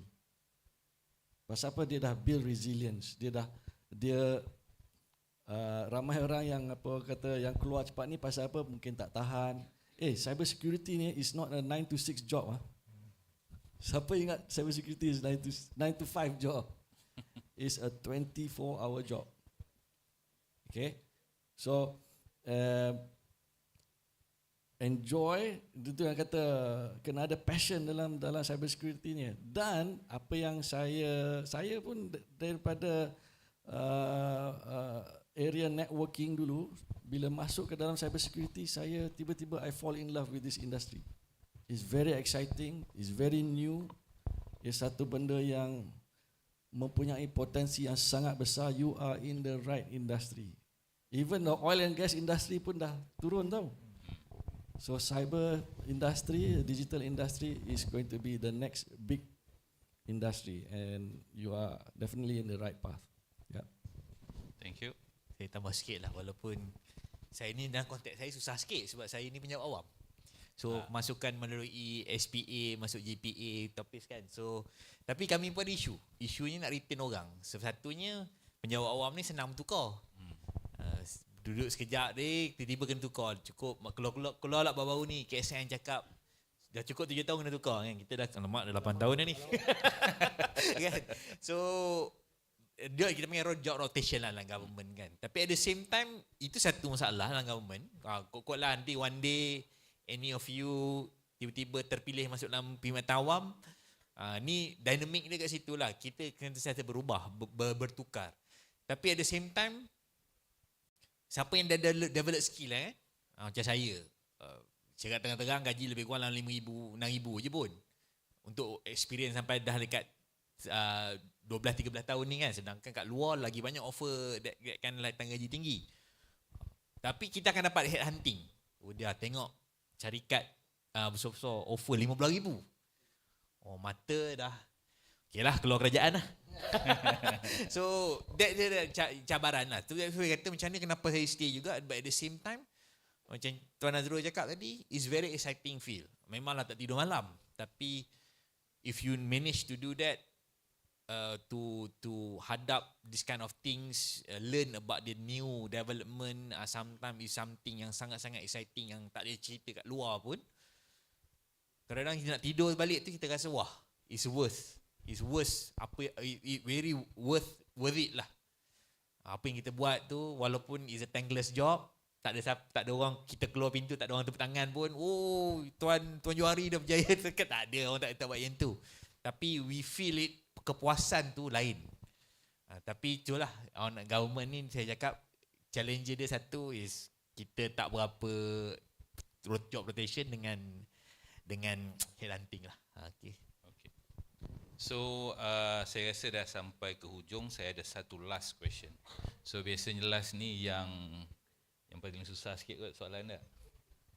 This is on the future and the trend, challenges on cybersecurity and how should we do? I mean, what could we do to be prepared on this kind of things? Mungkin kita start dengan yang hujung sekali. Selalu dia macam hujung sekali, dah start dulu. Lepas tu datang ke sini kan. Saya dalam kelas saya biasa yang student yang belakang sekali kan. Yang belakang sekali kena diri cakap kan. Beruntunglah siapa duduk dekat depan. Okay, so what is the future trend? Bagi saya adalah we are living in disruptive times. Apa yang saya maksudkan adalah what the future holds is very uncertain. But what is certain adalah humans want things faster. Dulu apa iPhone 2 dah cukup. Lepas tu iPhone 3 pula.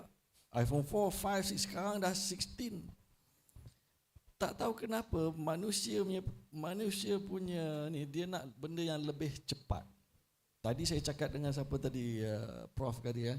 Kalau nak belajar tu, saya nak tahu macam mana nak buat benda tu dengan berkesan dan cepat. So, what is coming up?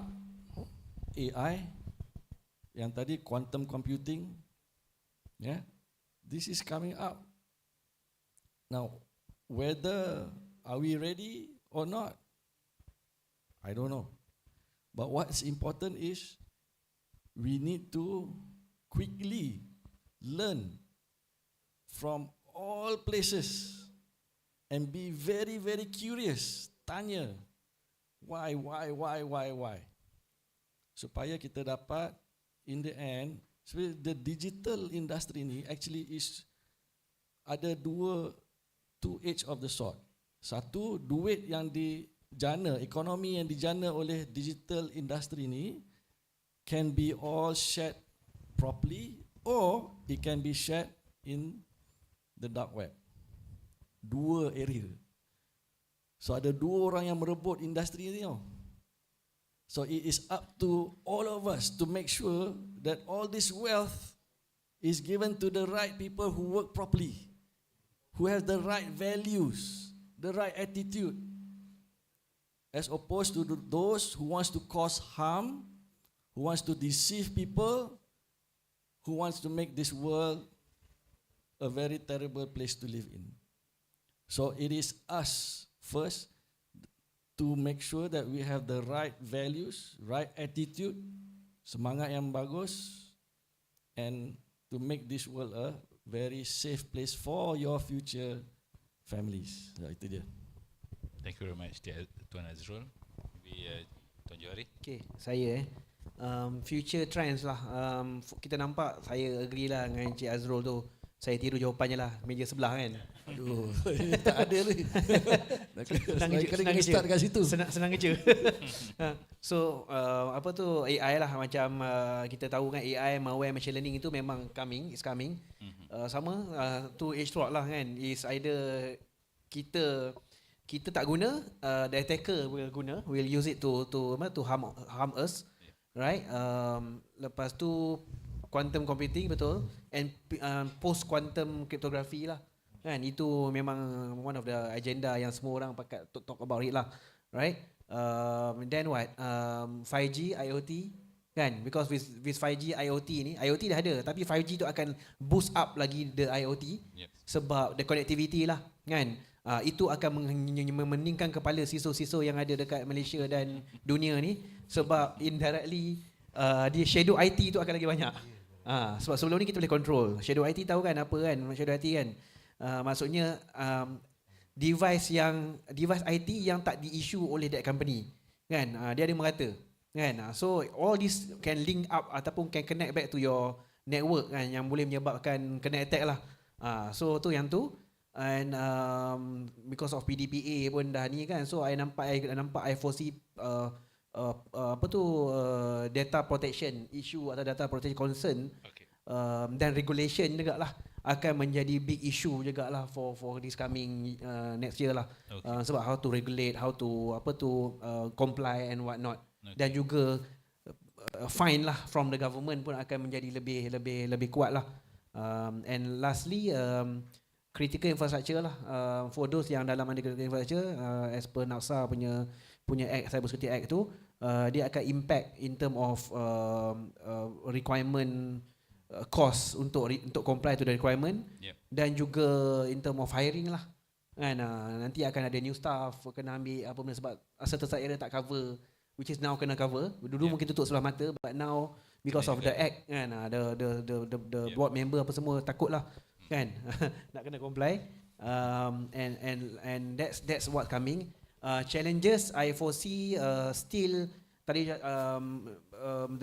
the policy requirement, which is these two yang cakap tu, memang akan boost up lah the challenges yang sedia dihadapi oleh industri, termasuk juga the skill gap yang juga workforce still akan ada the issue, sebab because of the policy requirement apa semua tu, indirectly the demand for cybersecurity professional pun akan lagi tinggi. So sentiasa akan ada musical chair lah kan, akan ada sentiasa offer sana offer sini kan, sentiasa orang akan bertukar-tukar position kan dalam industri yang sama. And lastly, I nampak challenges dia, tadi saya cakap in term of the national critical infrastructure tu lah, because of the act, the company also need to improve. That's in term of company punya side, but from the attacker, dia pun nampak lah, dia akan start nampak lah mana yang tak boleh follow, tak boleh pick up, that is where they gonna attack lah. So itu saja. Thank you very much, Tuan Johari. Okay, I think Cik Azrul dengan Tuan Johari dah wrap up. Is quite orang kata apa, banyak topik lah situ lah, daripada technology side, compliance and juga talents kan. Tu yang tak syok je lah kali. Tak ada point. Tak ada. Tapi saya akan tengok satu, kami di NAKSA kami tengok satu lagi perspektif lah on the national security itself. So macam kita tengok tadi kan, majority kalau kita sebut isu-isu kenaan dengan cybersecurity ni on the technology wise, on the infrastructures, on the talent, on the orang kata apa, all this asset, digital asset and everything. Dia ada kat situ, kita nampak ada peluang-peluang the bad guy, kita panggil bad actors lah, yang akan exploit this asset, digital asset kita, dan untuk disrupt kita services, okay? Nak mengganggu keamanan hidup kita, okay? Tapi on kita juga tengok, most probably kalau kita kenal kat sini, majority geng-geng cybercrime lah yang nak buat extortion, nak minta ransom balik kan. Buat kita di NAKSA juga, sebab kita di bawah Majlis Keselamatan Negara, kita nampak on lagi satu lagi tinggi daripada tu. Yang kami risaukan tadi, teknologi ni salah guna, or talent kita dicuri. Bukan dicuri oleh industri biasa, dicuri oleh industri pasaran orang jahat. Tu pun jadi masalah kat tu. Dah lah kita dah tak cukup talent, bergebuk antara industri, dah orang jahat mencuri kita punya talent kan. So on NAKSA and MKN part, kita lihatkan lagi tinggi, iaitu macam level-level nation state ataupun state sponsored yang menggunakan teknologi yang sama, yang menggunakan talent yang sama untuk attack another country. And this thing happen, bukannya ni bukan TLP Red lah. Bukan TLP Amber pun. Ni is a well known cases yang ada nation weaponize dia cyber capability untuk attack another nations. And they not only attack government, sometimes they attack industries. Industri macam semiconductor, sampai kesihatan. Sebab apa? They want to do activity, orang kata apa, kalau bahasa Melayunya aktiviti penyuluhan lah. Dalam bahasa orang putihnya espionage. Okay, do the cyber espionage to get information, to get intellectual properties. Yang kita dah research macam orang gila ni, universiti buat benda dah bantap semua ni, tiba dia orang curi. That thing happens. That's yang kami concern. Beyond the technology, people process technology is more on how the state tak behave responsibly lah kayak itu. So we also, that's why daripada situ, macam mana kita nak handle this kind of things, of course to have a capable workforce yang tolong, sama ada dari industri ke, daripada akademia ke ataupun kerajaan, yang sama-sama membantu untuk mempertahankan what we call kita punya digital ecosystems as a whole. Okay, thank you. With that, any other comment lagi yang nak tambah sebelum kita urgent kita punya ni? Start dari situ je lah. Sebab kita pun tinggal lagi, saya ada tinggal beberapa minit lagi sebelum pukul 1 kan. Just nice. Ya, mungkin kita boleh buka satu soalan daripada floor. Silakan. Lecturer. Soalan susah ni.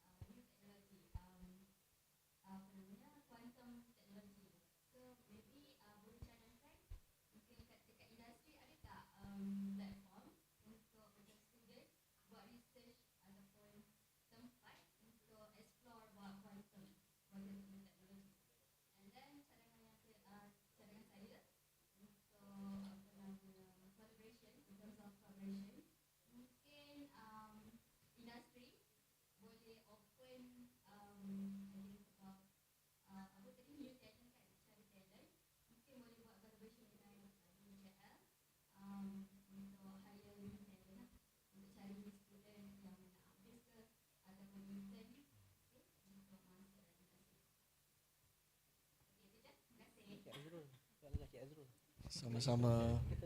Itu soalan untuk Prof ke apa tu? Yes, thank you atas cadangan tu. Yes, memang it's something new. Quantum ni satu benda yang baru dan benda ni belum lagi di mainstream lagi. Of course, kita kena be very proactive. That is what NAKSA and CSM is doing, and also the industry is first to also be curious. First is to be curious. What problem are we going to solve through quantum technology? So ini we are open, to do collaboration, to do research sama-sama, okay, so that we can able to learn sama-sama. Yeah, thank you very much. Okay, I think with that we wrap up our session. Terima kasih pada panel-panel kita, Tuan Azrul daripada CSM, Tuan Johari dari JKR, and Tuan Naim daripada NAKSA. So with that, we arrive up to kita punya fruitful punya discussion here, and pass back to Terima kasih. Thank you.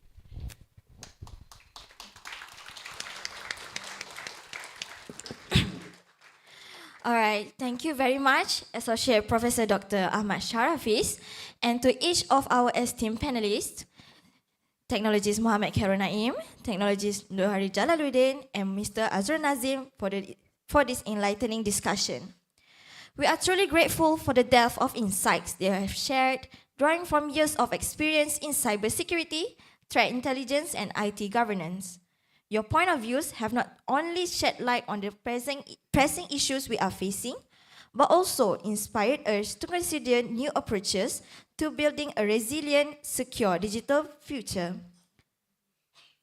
Ladies and gentlemen, let us give a final round of applause to our speakers for their invaluable contribution for this successful forum session. As we conclude, I encourage each of you to take what you have learned today and continue this conversation, whether within your organizations, among your peers, or through further research and learning. Cybersecurity is a journey, and each of us plays a role in shaping its future. We will now proceed to the souvenir presentation. I would like to invite our project advisor, Technologist Herni Ramadhani, to present the souvenir appreciation to our honorable panelists and speakers. Firstly,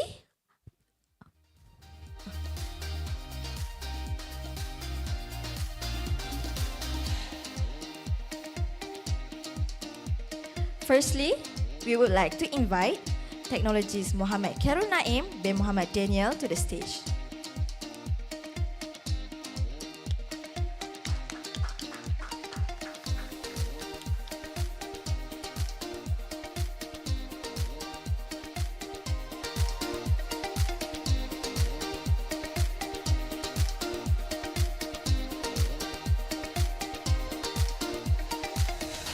Moving on with Technologist Johari Jalaluddin.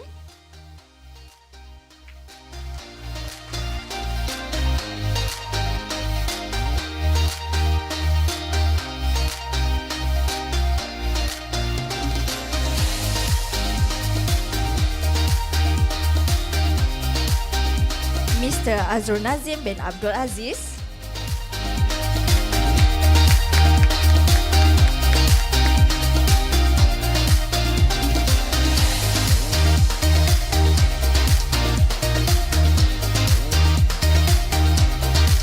But not least, Madam Quratul Aini binti Rojizan.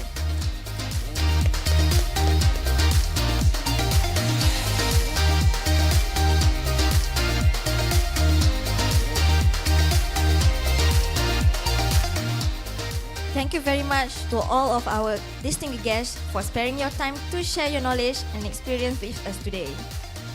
Ladies and gentlemen, before we break for lunch, we would like to invite everyone for a group photo session with our moderator, panelists, and committee members. May I kindly request for all of us to follow the photographer instruction.